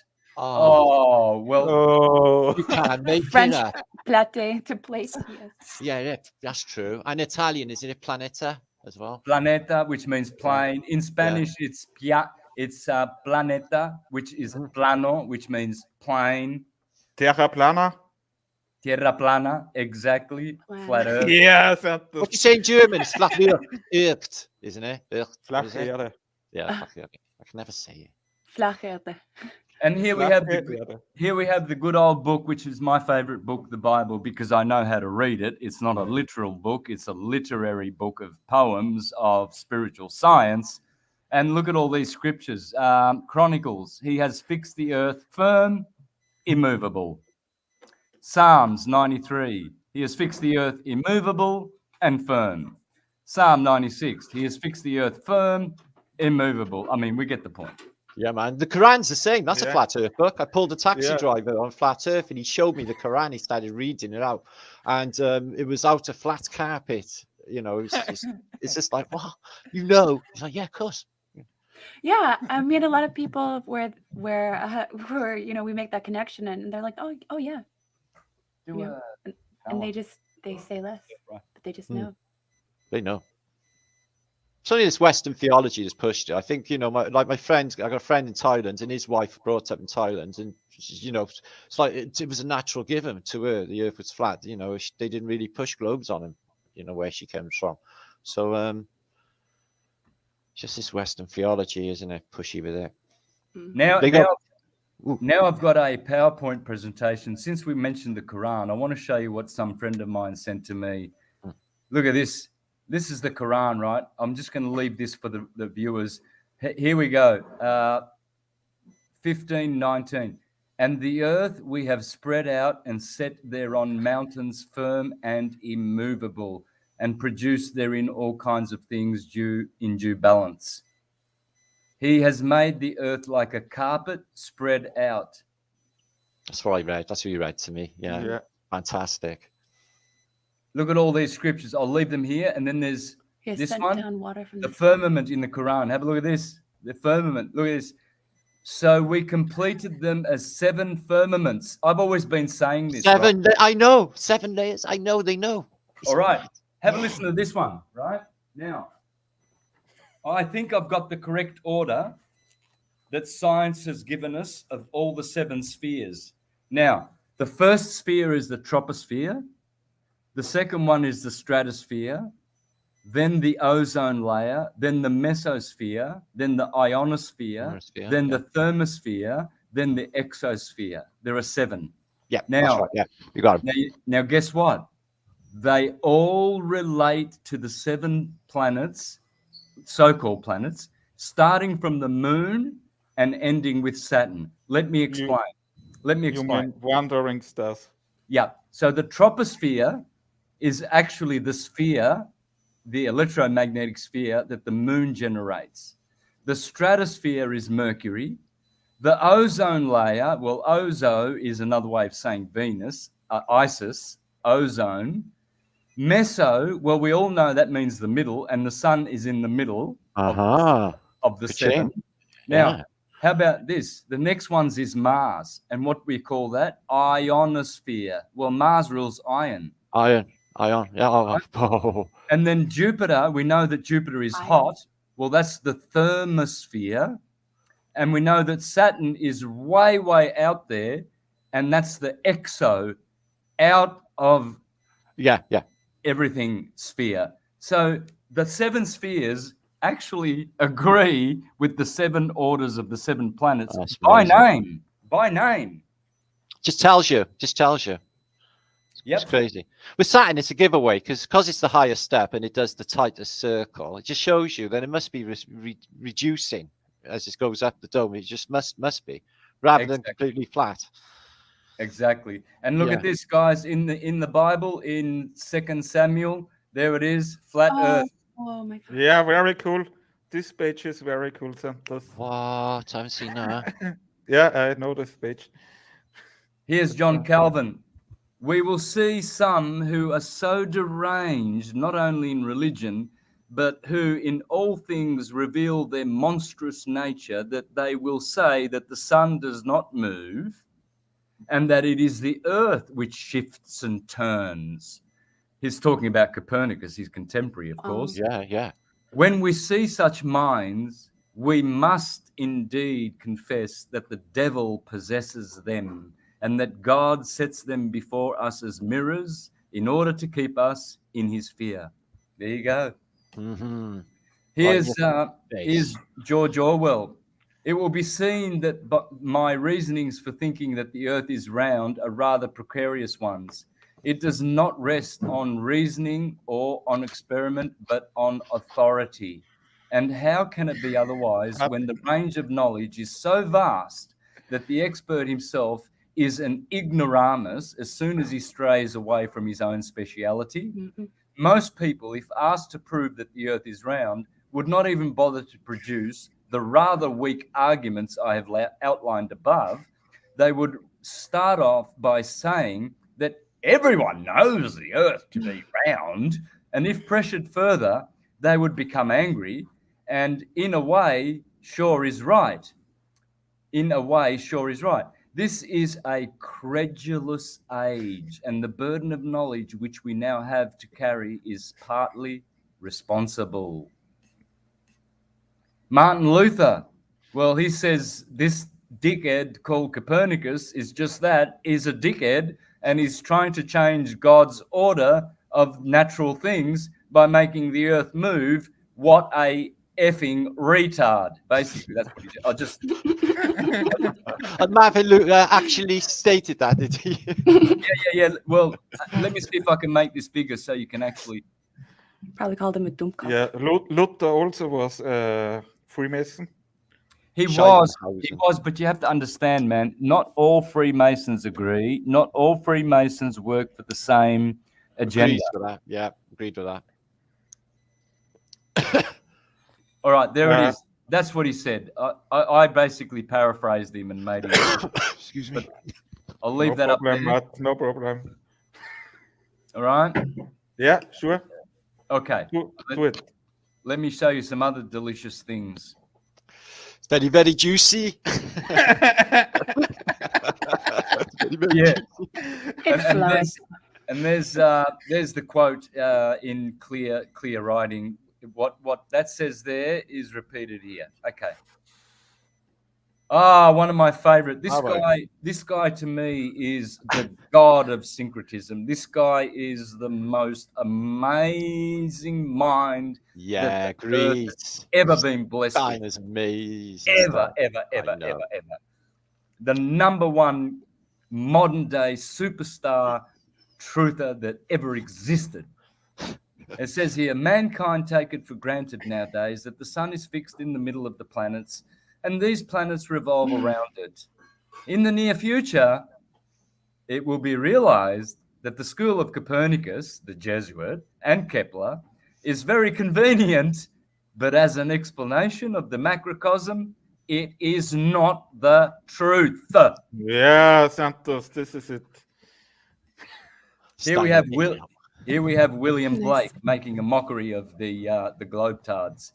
The guests are scattered through the land, for the eye altering alters all. The senses roll themselves in fear, and the flat earth becomes Wow. So he's saying all the dunces with their stupid trusting in their ball eyes, they've made the flat earth become a ball. Thank you, William Blake. Yeah, killed it. He did. Paradise Lost, man. It's fucking stuff. Really cool, Santos. I wonder what other clues are in there too. Yeah, this is a ball killer. Have a look at this one, guys. There's Mauritius over here, and there's Reunion 150 miles away. And look at this level. Shouldn't this curve down over here? Like Sure. Right here. And then and what is this island? This is 200 miles of photography that we're looking at. What is it doing all flat? Yeah, we know. Oh, that's because of refraction, and that's because someone farted in the air, and the fart made everything straight. That's how it works. It's the cows are farting, and so we can't see properly now. Unicorn farts. Yeah. Yep. Pixie dust and unicorn farts. Look, pixie bum squeaks. So this is what people are seeing when they're saying that it's disappearing over the horizon. I was years in the Merchant Navy. I know how this shit goes down. This was my main thing that drove me to Flat Earth, man. I was like just remembering, how far I was seeing things out. Volcanic islands. Like I would pull the captain and say, we're a day out now. How come I'm still seeing it? How much have we covered? We should be way away from this by now, but there it still is. And they used to just roll their eyes and just not take any notice because I thought that they might already know, if you were to say that. They were using plain trigonometry in the wheelhouse for plotting charts over spherical because he said it was more accurate. I was like, it's more accurate. Oh, man. Yeah, but only when in Flat Earth. I was like, well, yeah, they were using plain trigonometry over spherical because it's flat. It's like, yeah, they knew. Yeah, so this is the picture. This is the picture I show people, and I say, things. Can you see the horizon behind the boat? Yeah, black swan in it. Black swan in it. Yeah.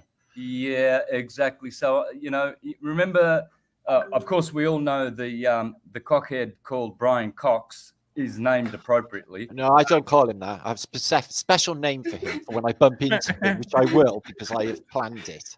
My Brian. Don't give him the satisfaction. No, it's happened before. People have taken the piss out of flat earthers on British television. A famous comedian, and I was like, sitting there, I was like, right, that's your ass. Wait until I. Yeah, they've got their tired ass one-liners that. He walked straight into me outside Cardiff Castle. I thought, well, there you go. How it works out, and I pulled him. God, he looks scared. It's like I had to leave him. Famous person and that. I think he will think twice about slagging off flat earthers for a joke, though. I can find that really offensive, especially on British television. Not nice. Hey, am I still sharing? Yeah, it's all going on Cascades. It looks really cool, Santos. There you are. You are still sharing. Yes, Himalayas. Okay. Yeah. How about this, eh? Wow. Yeah. Very cool. For the first time in 30 years, because of not much pollution, they're able to see this. They weren't able to see for 30 years, man. And that should be like down here, right? Yeah, 270 miles. 170 miles. How much is that curve you're talking? That's about 7,000. Yeah, thousands and thousands of feet. Yeah, exactly. So, wow. Yeah, yeah. Same ball. No words needed for the C words. Exactly the same with the Rona. Yeah. Isn't it funny that they chose a ball shape again to delude humanity? Yeah. These are balls, and the people behind it all, have got no balls. And it's all balls. We know, Santos, we know. Watery balls. Watery spinning balls. Oh, infrared photos of Earth. Quick dinky. Oh, I'll tell you what, I like this guy. You guys seen this guy? Yeah, I noticed. Who, Tolly? Yep. Yeah, he's in the next level, isn't he? So that's really cool. Yeah, man, I followed him years. I literally love his work. Oh, here, the CGI smashes you. Cat down. Now, you know what? I get people saying, "Oh, Santos, this has already been debunked." Wait a minute. Can you see like 200 or 300 miles of Mississippi River going up like a ramp? It's going up. It's going up. Well, no, that's perspective. I know what you mean. Yeah, it's the law of perspective. Yeah, no, that tells me that it's flat, because otherwise I wouldn't be able to see it like that. Yeah. Well, you wouldn't see any of these bits here, let alone Canada way back here. Exactly. What always. Look at them Oh, sorry. No. Yeah, I was noticing them chemtrails this morning. They were completely flat. Now, if they were traveling like at a certain height, constant over some sort of ball, you would be able to see it in the chemtrails, but it's always flat. Look at that, man. Wow. Yeah, what I would like say. That's what always and go now, to the ground. And now you can't see anything. You can't see those 300 or 400 miles of Mississippi River. Never. Right? And so people don't think, oh, it's been debunked. Bullshit. Look with your own eyes, you dipshit. Wow, you can see stuff way off in the back there. That's incredible distance. I hear Rolly. Rolly is in the house. Hi, Rolly. He can't hear you. Wow, that is super good. Yeah. There you go. Beautiful. Wow, beautiful. So where are all the pilots at? Well, you know, there's a documentary coming out soon that's gonna involve a lot of engineers, astronauts, pilots, and they're coming out with it. Do you mean Flatten the Curve? Yeah, the new one with the pilots. You know that one? Yeah, Vic Travis make it. I can send you the trailer. He's also a friend of mine. Yeah. Yeah, he's also in our FVP chat, Matt. That's going to shut the mouths a lot of these morons who laugh at the truth, laugh at it as if the truth means nothing. Imbeciles, traitors to truth and humanity, traitors to themselves, fools, idiots. The world is full of idiots, man. Well, they ain't going to get away with a goddamn thing, Santos. Let them think they can, but they won't. They will not. No. Coming out. Well, this is interesting. So NASA in Hebrew means to deceive. Yeah, that's greatly deceived, beguiled, utterly forgot. Utterly forgot? Oh, well, you globetards. Guess what? You've utterly forgotten because you believe in NASA's BS. Mm-hmm. Lovely. Another one is Tavi. Tavi in Hebrew is devils, like in Tavistock, devil stock. Oh, dear. Yeah. That's it, man. And this logo is everywhere. This general shape. Yeah. What also Walt Disney. The Vector. They use it in Star Trek. Yeah. That's the old lizard. Oh, hello, Mr. Masonic astronaut. Yeah. Okay, so isn't he just saying "I love you" to like a fan on the other side? Like, no, that packs a power. Even if anyone does that to me, they're gonna be in trouble because that packs a punch. Even doing that, and when you get 60,000 people all doing it, it packs a punch. That is an evil thing to do. But they say in sign language. Like, yeah, what's the deal with sign language? Santos, that's a good question. Why they make always the 666 sign with the fingers? Mark of the Beast, 666. Yeah, and this Yeah, I know this, Matt. But they've replaced our postal service, right? For, basically, Royal Mail's no longer existing. It's just another. There are also some mantras in yoga. Santos, is it right? Yeah. Oh, mudras. Mudras. Oh yeah, of course. But you see, but even though these are mudras, they're only half of the mudras. You have to join both hands with the same shape to make the mudra. You can't just do a mudra with one hand. Right. Yeah. Both hands have to be joined, or both hands have to be doing the same thing. But these guys, they're not like, you know, gurus. Yeah. We know they are actors. They're laughing. Look at this guy with his tongue. Supposed to be in the Hornet, isn't it? Where they're supposed to be doing decompression. Yeah. Talking to Nixon. Oh, here. Oh, he's in such a fella. Now, he's just in the movie awards, the BAFTAs, him and Neil deGrasse Tyson. So why are they in the movie awards, BAFTA awards? Yeah. You know, for TV. They are actors. Look at his face though. He doesn't look too happy with himself. Look at how he's just. Yeah, he looks his mangled. countenance. Yeah, something wrong with him, isn't it? Well, I'll tell you what. There's one good thing that this guy provides. He provides a universal, worldwide contraceptive mechanism. You look at his face, and you will never, ever want to have sex with a human being. Yeah, man, it's worse than cornflakes. I agree. You will never want to touch a woman again. Oh, man. Or if you're gay, you will never want to touch a man. Minus 10 gay points. Just get him off already. I can't even look at it. Sex is over. Sex is over. It's finished. And what does he say? The Earth is an enclosed system. You can't leave it. Oh, right? yeah. Like I can never have sex ever again now because I know what Bill Nye looks like. I want those 5 seconds of my life back. Damn it. At this moment, let's all take pity on poor poor Tom Pettet, who's Don Pettet, who's completely demented. Okay, let's take pity on him. He managed to lose. He goes home and looks up. He looks in the mirror. He says, "You're doing fine, Don." I don't know why they let him on the telly. He keeps putting his foot in it. Oh, it's deliberate. Anyway. Oh yeah, they're gonna crash this. They're gonna crash the ISS into the ocean, right? Yeah, and NASA is the most. They bite the most helium in the world. Yeah, I got all of it since time began. I think since I remember in the flat Earth. Yeah. They ain't got my oxygen though. My oxygen supply is good and sorted. Okay. Wait, they bring you in, Matt. Oh. How much is it, Matt? Well, it's air drugs, and it's a damn sight cheaper than crack cocaine.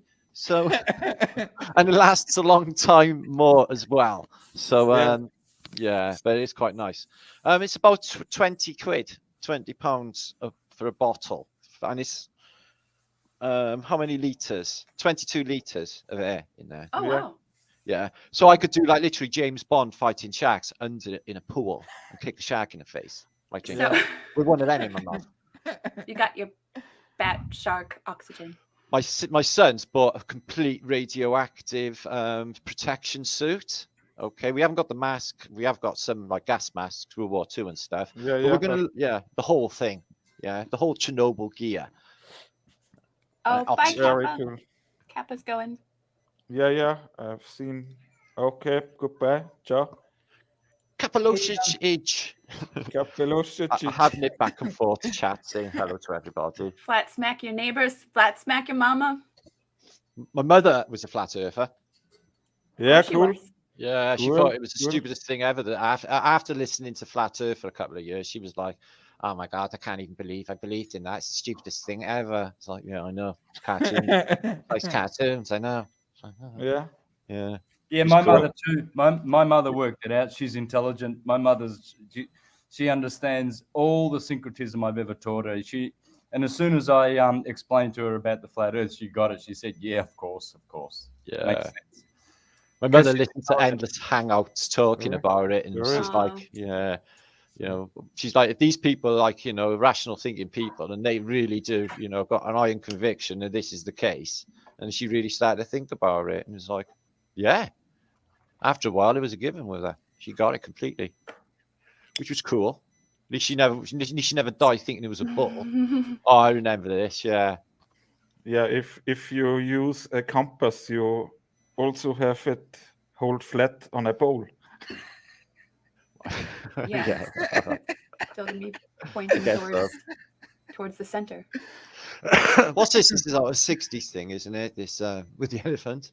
Yeah, there's the comedian. What's his name? Woody Allen, is it? Yeah. Where? And this is how cheeky Hollywood. The world is flat, boss.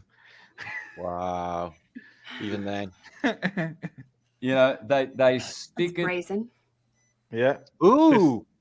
This you showed on your flat Earth presentation. Yeah, double torus with a nice little plane between it. Plane of inertia, which is the planet of Eartha. The plane of inertia goes right through here. By the way, let me show you something really interesting, guys. This is Stan Tenen,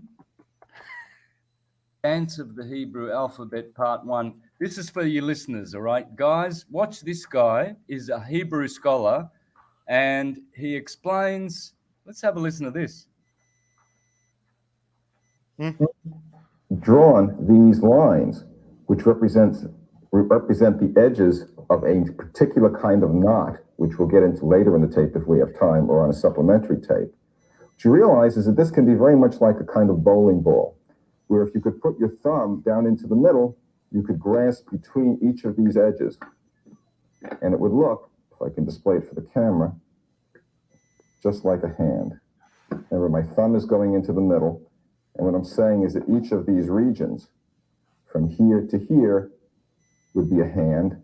And of course, there'd be three hands as I go around. I'll show it to you from here. There's three hand-shaped sections.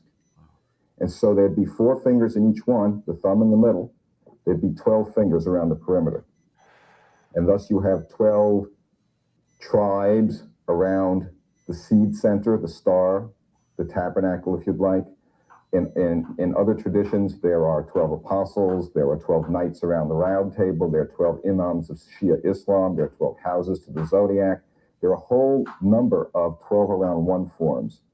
And in the middle, of course, if we were to open it, this disc, I don't know if you can see this very well, but the disc is the flat Earth. This is where, I'll put it inside, maybe you can see the hand in there.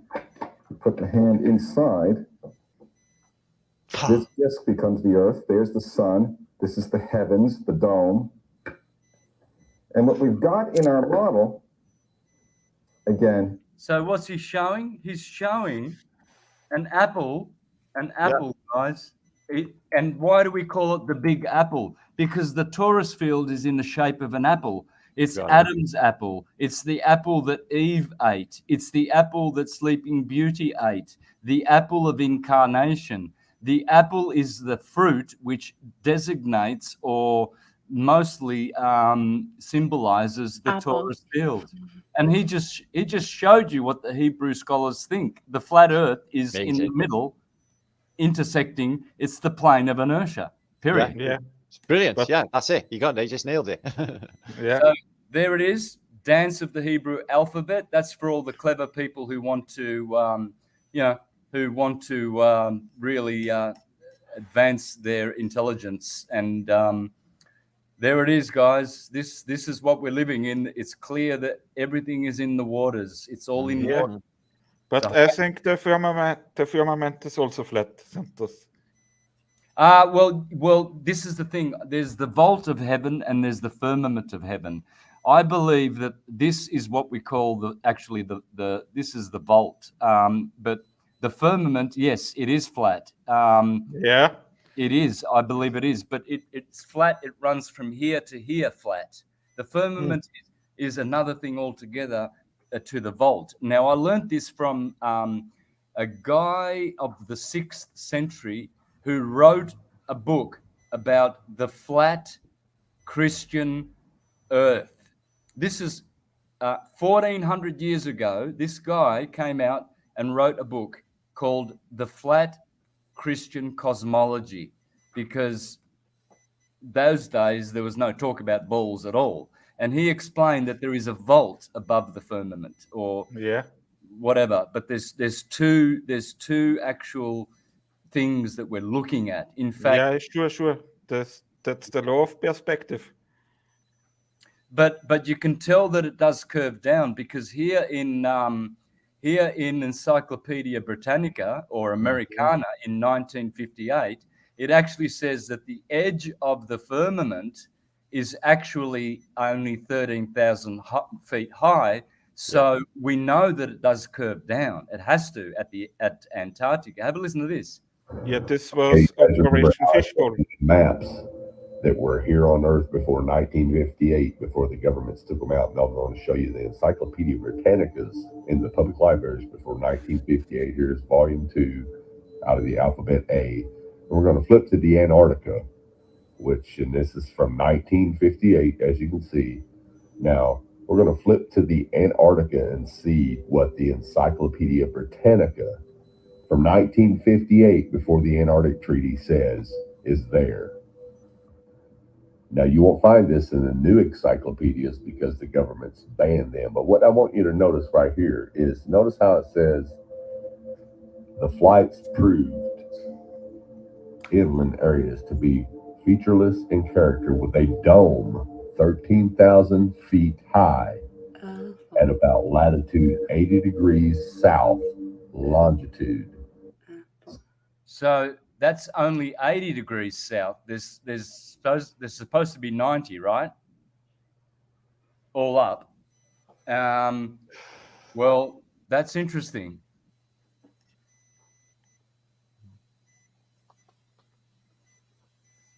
How do we get to, you know how people say, oh yes, but what about the star trails in the south? Oh, blah blah blah blah blah. Right, Southern Star Trails coming up at the beginning, but go on.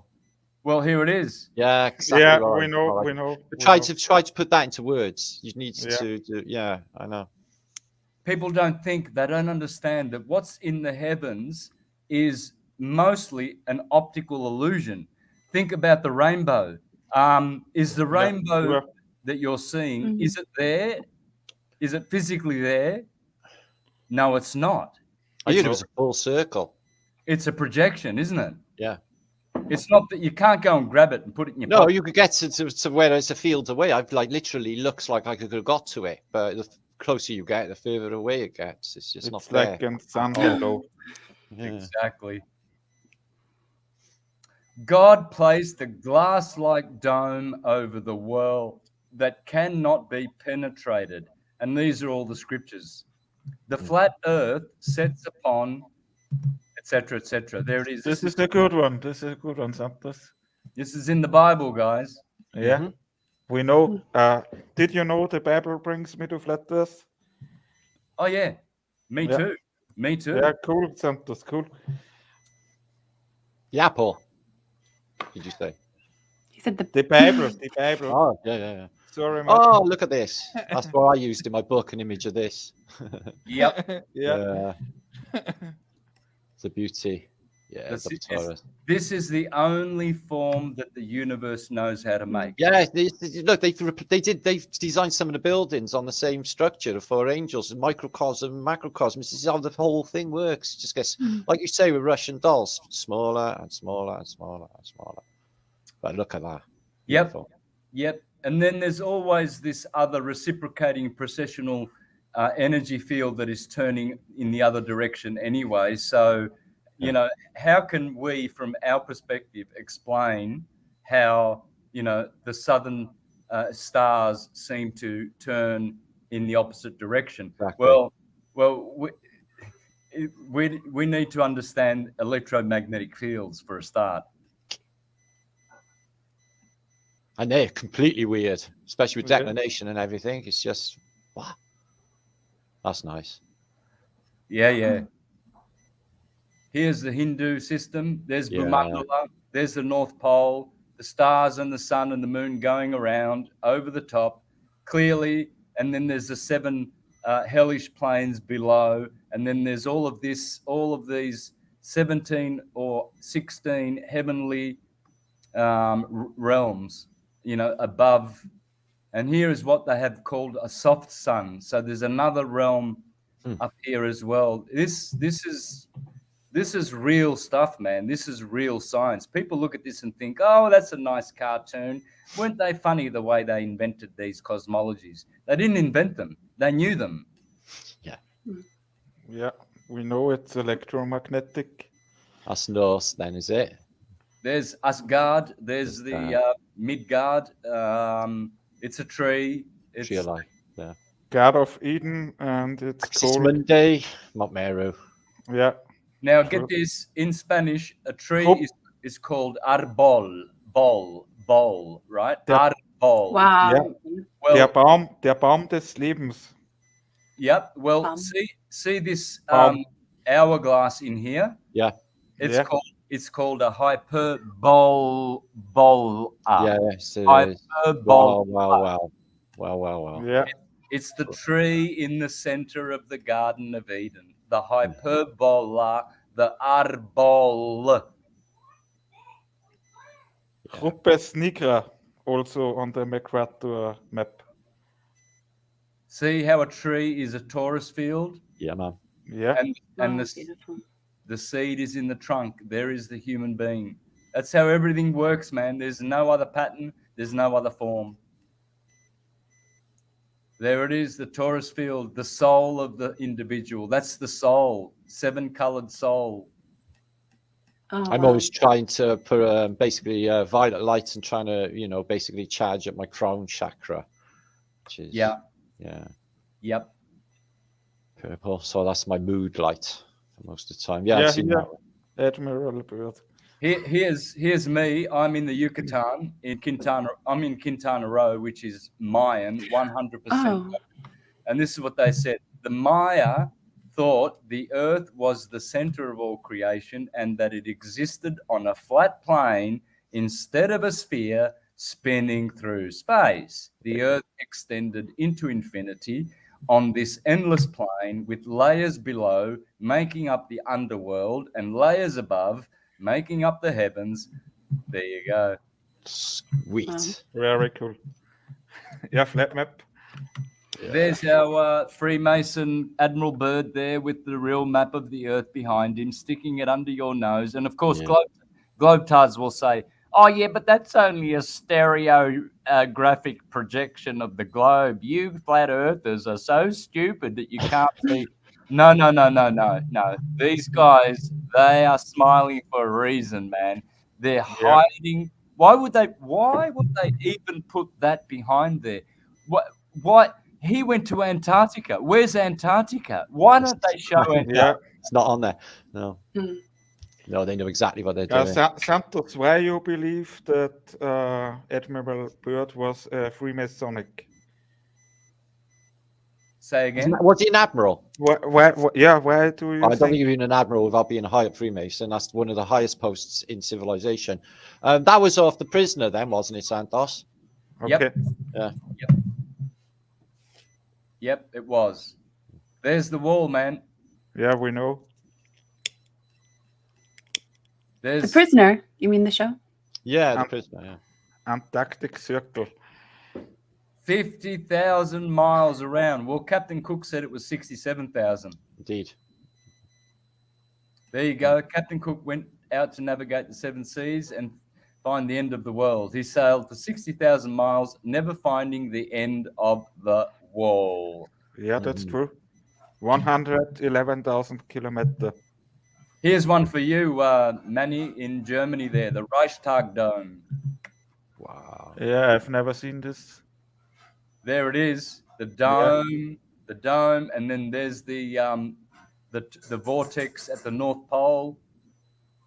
Yeah. There it is. Wow, upside down pyramids, everything. Oh, that's just nuts. I've never seen this, Sambo. Yep, this is the Reichstag. Yeah. In Berlin. I live in Austria, and Germany is a different country. Oh yeah, for sure. Yeah. Look at here. What are they showing you? Walt Disney. Yeah, they suck. How can that happen if we're moving at 650 million miles an hour? Yeah. The best proof are the star signs because they never changed over thousands of years. Mm-hmm. Have a read of that, guys. I'll be back in a minute. I've got someone at the door. Yeah. I'll read it. Sea level, salt flats, skyline, horizon, plane, airplane. A compass works flat and only points north. A gyroscope works flat. A level works flat and only at the top of a surface because of density. Kansas has over 400 miles of flatness, flatter than a pancake. Lighthouses only work on a flat surface because light does not bend. Pilots don't compensate curvature and fly out of space because there is no curvature. Nikola Tesla disproved gravity. Gravity just comes from the word gravitas, which means to fall. Many rivers flow north in the North Hemisphere, like the Nile. Water always finds its level and won't work against their supposed theories and phenomenons. The North Star never moves, even though you are spinning 500 miles and rotating around the sun 93 million miles away from it on opposite sides. You would eventually lose sight of it. Alaska would never receive long times of darkness on a ball. Gas cannot exist in a vacuum. Space is considered a vacuum, which equals the sun. What? Sunsets and sunrises wouldn't reach your feet very early in the day or night if you lived on a ball because light does not bend once again. A radar does not work on a ball as they have picked up things over 200 nautical miles. You've never felt a movement. The sun and moon appear to be the same size because they are. The moon goes invisible at times. It states this in every religious text, music, the Star-Spangled Banner. We've all been lied to. I call myself stupid every day. We aren't monkeys flying through space on a ball. There is a creator, and you are special. You don't live on a ball. Have a blessed day. God bless. God bless. Wow, you're good at that reading, Lack, aren't you? Yeah. Lindsay, someone said you are you have such a great voice. Thank you. Yeah. We always told you so, Martin and I. Told you, Lindsay. Yeah. Yeah, you. killer reading, killer focus. See me, if I'm trying to read this now, I'll start my mind will just wander off thinking about something completely different. Yeah. Well, Me too. Do you? Yeah, that's true. Trying to regain focus. I know it's not easy. Yeah. Especially in public. Hey, Martin. Yeah, man. No. We will wait. We will wait for some time. I'm back. Yeah, Cool. brother. Lindsay just killed it reading that. Smashed it. Yeah. Oh, there you go. I've got Stan Tenen in here. That's the video I showed you about the apple. Fair enough. Moon landing hooks. Now here's a funny one. All of these rockets actually landed on these. Where were the telescopes? Where were we had telescopes powerful enough to hone in on a rock. Where were the telescopes filming the actual landings? Yeah, and why we never see satellites fly over when we go out with the Nikon B1000. Exactly. Was the moon out that night? Was it a full moon? Should we have all been able to? The moon was in Libra when they first. It was the sun was in Cancer and the moon was in Libra, so it was a quarter moon. But the illumination of where they landed, it was illuminated supposedly where they landed. It was just barely quarter moon, and they landed on the luminous side. We should have been able to watch that with telescopes. Period. No argument. Maybe if the Hubble Space Telescope was a thing, they could mag up on the surface, and so are some of these landing sites. Exactly. Spotting things like years, millions of years in the past. It's given us pictures of, apparently, like complete insanity. Can I show you something? A minute. Yeah, man, go ahead, please. Oh, look at this. Hey, guys, this is Australia. 800 kilometers. No, sorry. 800 kilometers times 400 kilometers. The Nullarbor Plains. You see that stretch of land? It's 100% flat. Look at it here. Look at that. Man. That's lush. Zero curvature. 0, 0, 0, 0, 0. That's a whopping big shot as well, isn't it? Covering a lot of area. Yes. Yeah, man. Sweet.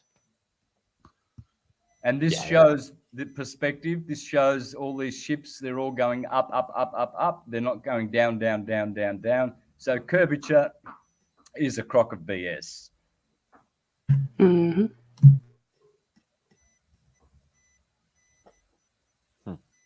There you go. What's this periscope doing sighting a ship 100 miles away? That's 6,666 feet where it should be below the water. Hello, if it's even only 6 miles away, that ship shouldn't be seen.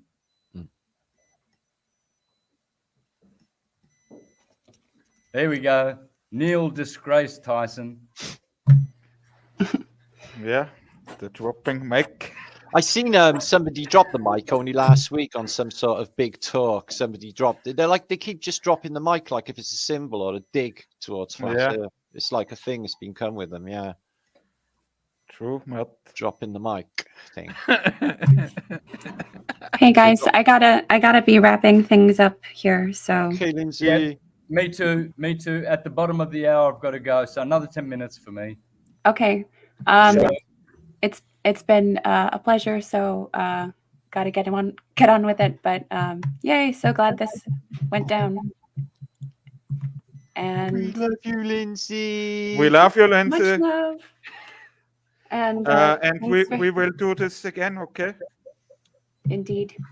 For you, okay, Santos? Okay, bye-bye. Have a good Thanks, day. guys. And you, thumbs, Lindsay. Love you. Bye. Ciao, Lindsay. Oh, God, love her. Oh, Yeah, she's Beautiful. really sweet. I know. Oh, fills your heart with happiness. Santos, you are with 2 streams in? Oh, no. Wait. That happens. Look how close our work is, Santos. These are the pictures that I chose for my series, The Greatest Secret, and then the content for my first book, Russian Dolls. And I've proposed the same old double torus. That was a nice graphic for it. Check that out, which I sorted from above. Can you see it? Yeah. Yeah? Cool. But they have a really great echo now. Yeah. But So, please, yeah, look at this. please stay in, Martin. I will show you one video from me. Check that out. Google, they do love to push our face in it, don't they? Yeah, man. Crazy echo. Yeah. There's my bunny rabbit eating popcorn. That's not. Santos, now it's better. But you smashing the globe. Wait a second, Santos. That's what happens if you have 2 feeds at the same time. Yeah. Wow. That was like heavy metal gig back in the day. So that now it looks good. Hawkwind, that was. So this is what I was thinking of. Now it's better. Yeah? That's better. Yeah, graphic for North Pole Hall. Santos, this is okay when I show you a sun video, which Martin really loves. I seen it. It's only about 5 minutes. Let's do it. Yeah, that's great. So share the screen. Belgium Dylan. We do it without music, only that we can talk about. Yeah, now it works. It was really cool because here you can see the sun is close, and I filmed it with the B1000. So why does the video don't start? Shit. Matt, do you have any idea? Why the video won't start? Yeah. Now it's that. Yeah, it works. So look at this. This is really cool.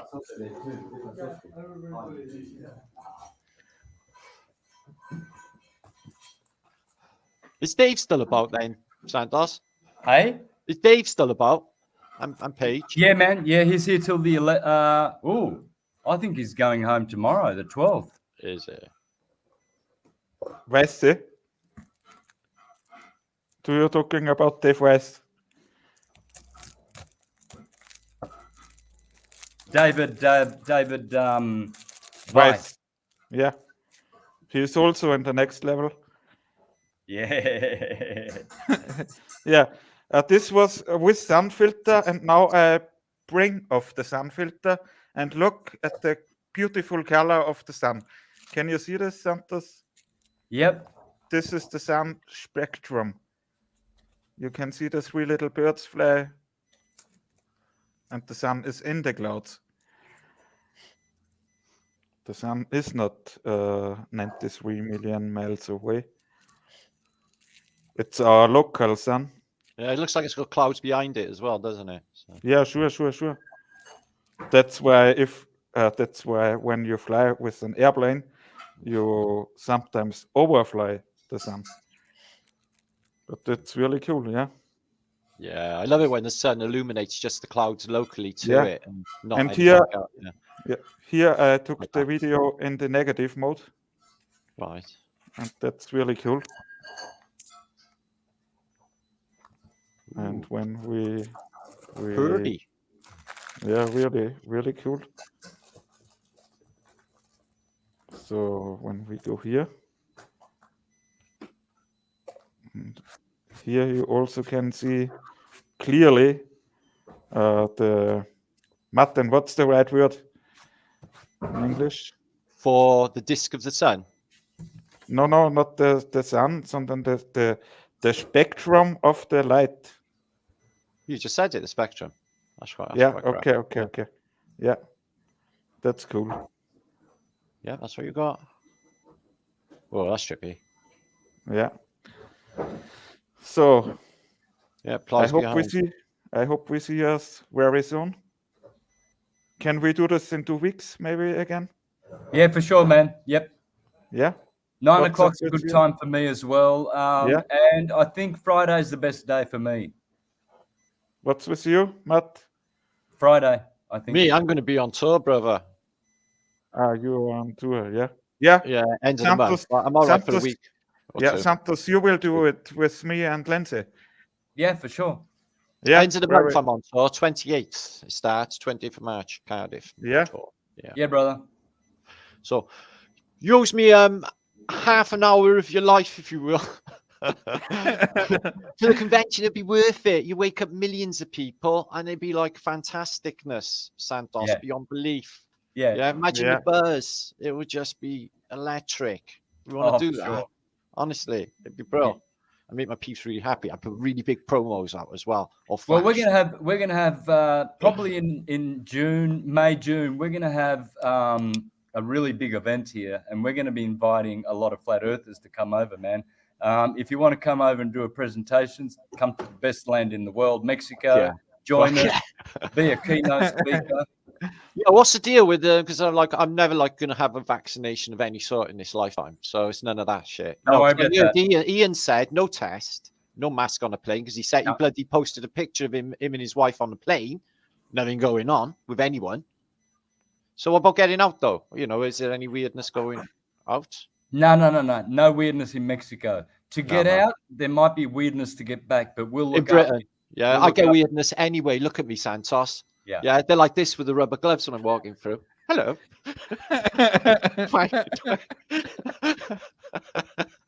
Gotcha.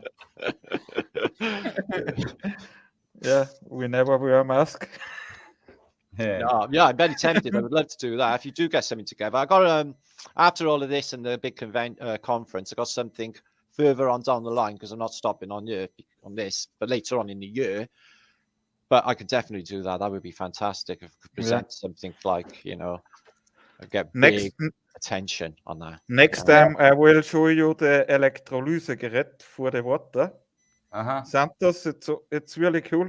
I can send you a video later in YouTube. I did a cool YouTube video. Yeah, please do. Did you order the magnet stirrer? The magnet stirrer? Yeah, I've ordered one for $30. It's coming next week. I told you. Yeah. Well, I was going to get one as well since you told me. Yeah, sure. Oh, I want one of Sean's grounds in mats, and I want one of your magnetic stirrers. Yeah. Good one. Yeah. Will you go live tonight, Santos, or are you invited somewhere? There is a link up for a show I see earlier. Isn't Okay. Santos? What do you mean? Invited to go where? No, Synchronicity Society's on tonight later, isn't it? Did I see a link? Tomorrow night. Yep. Tomorrow night. Tomorrow. Was it? Yeah, Martin Tomorrow will also go live tomorrow. Okay. Happy Flatter Day tomorrow. Why? What's the day? Yeah, tomorrow is Friday. Oh, yeah, I'm ready. I'm ready. Ready for calls? I have got a lot of juice actually, so don't worry about paying. I'm on it. Hey guys, I'll finish off with a couple of 3 funny photos. All right. Go on. Yeah, sure. We love funny things. Just for your entertainment, and here we go. Here's what we got. There you go, the globe. It's a bit like Santa, but for grown-ups.